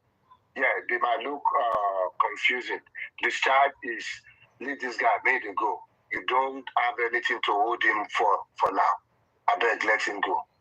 Acquitted is that the case has been tried. We don't follow this guy, drag matter on top this crime. But we don't see hand there. You are now acquitted. It is a final judgment. Acquittal is a final judgment. It's either, that doesn't mean it can be appealed. For example, if an high court acquits you, somebody else can appeal that decision in the appeal court and even take it to Supreme Court, depending on the case. But for that level, acquittal is the final decision of the judge. It's a final judgment there. It means legally you have been cleared of the charges that was brought against you. It means you are not guilty. After you have been tried, means you have been tried, you have been tested, and you have not been found wanting. As opposed to discharge. Discharge is just more like a temporary stop. Like, you know what? We don't get anything to hold this guy, but we they carry one eye, they look at somehow. The person can still be arrested, they can still be tried. As soon as new evidence comes in, they can say, hey, God don't catch you. We don't catch you for another one, so that ain't be this. So that is the major difference. But for the acquittal, it means for that crime, nobody can try you again. If you, even if now you do have and you are acquitted of the crime, of the charges, let them go look for another charge. I can't charge you. That one don't go with that. So, but in this case of these people, they were discharged, not acquitted. Meaning they were released because at the moment, as we stand now, there is no fact, there's no evidence to tie them to it. Should we stop them from their own lives? Yes. No. I mean, should we stop them from their own life? We cannot. Yes, we are. I look somehow we are feeling like, and people should go by. These are the things we know. But it's not about things you know. It's about the things you can prove in court. It's about the facts and the evidence that you can bring out from it. Yeah. You have to prove it that, yes, you might know A happened. How can you link A to whatever we're talking about here? How can you prove that A happened? Yes. But you prove it. The bottom of the father,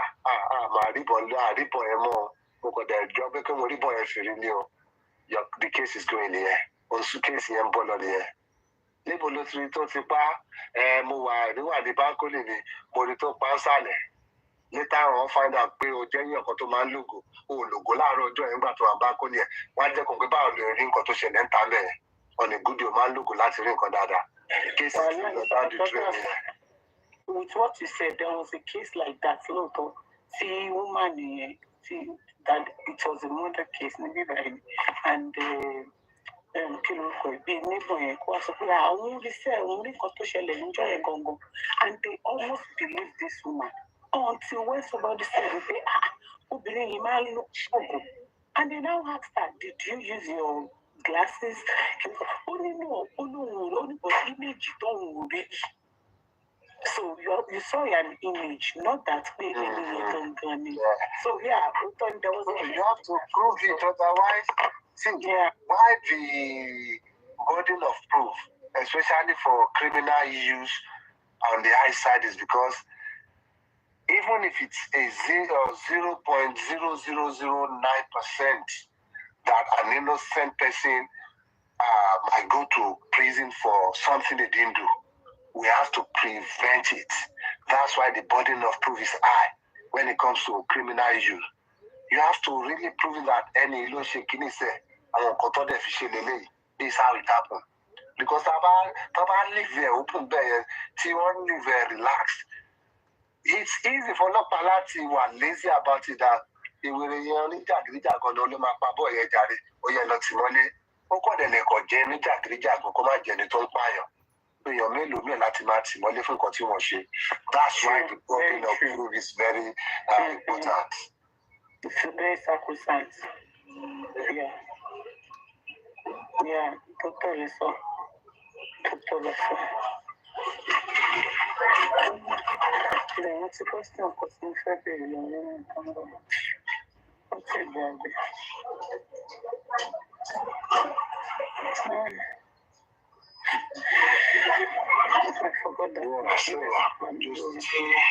You see, just what they're doing is just more like an academic exercise. Was Prime Boy discharged because there was no one that witnessed the fight? Yes, they're not. The charges, number one, is not about the fight. The charges is about the death of Mohbad, not the fight with Mohbad. So that's the case before DPP. Because case fight do an investigation into the death of Mohbad. But these people only constantly no kuto pa Mohbad. Yes, it will be the case fight Mohbad. But where do you link it in Ijaelo Fabu? The link is not there in the case file. The DPP are saying, yes, ma'am. And also, in Prime Boy's case, almost gbogbo àwọn tó give testimony in the court ló ń sọ pé kò hit her back. Tó wáyé pé òun ló hit her back tó fi ní wound yẹn, probably it would have been easy to talk about. But everybody was saying, òun fúnra ara ẹ̀ ló fọwọ́ ẹ̀. Fine, it triggered him to do that. But òun kọ́ ló ṣe. It's not as if òun ló ṣe. Exactly. So it's more like even Omoto Jetiwa, they couldn't do, they didn't witness it. Omowummi didn't witness the fight. Adra didn't witness the fight. So they can't really say anything like 100% Aloba Jase, Alo Luce, Alo Sheba. They couldn't say it. So based on what me KDPP, until the battle press me for a while on the no, Corona Power actually and Muja de then they can now continue. And that's why I say all orphanage home, you are a dustbin and a rag. I say, wow. Oh, now the dustbin and rag like they send up and down for message. You know, mistake I don't chop am. Yes, you have the right to sue. You have the right to say this. She dey cry when she dey cry. No. She's too greedy. I bet they watch her for Facebook that time now. And they are not the country where you did. Your body they free for the.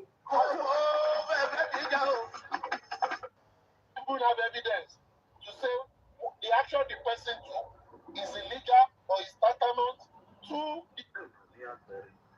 Whatever what happened, I don't know what it happened. Is that you're not there? They are saying that the DPP preempted the decision of the inquest.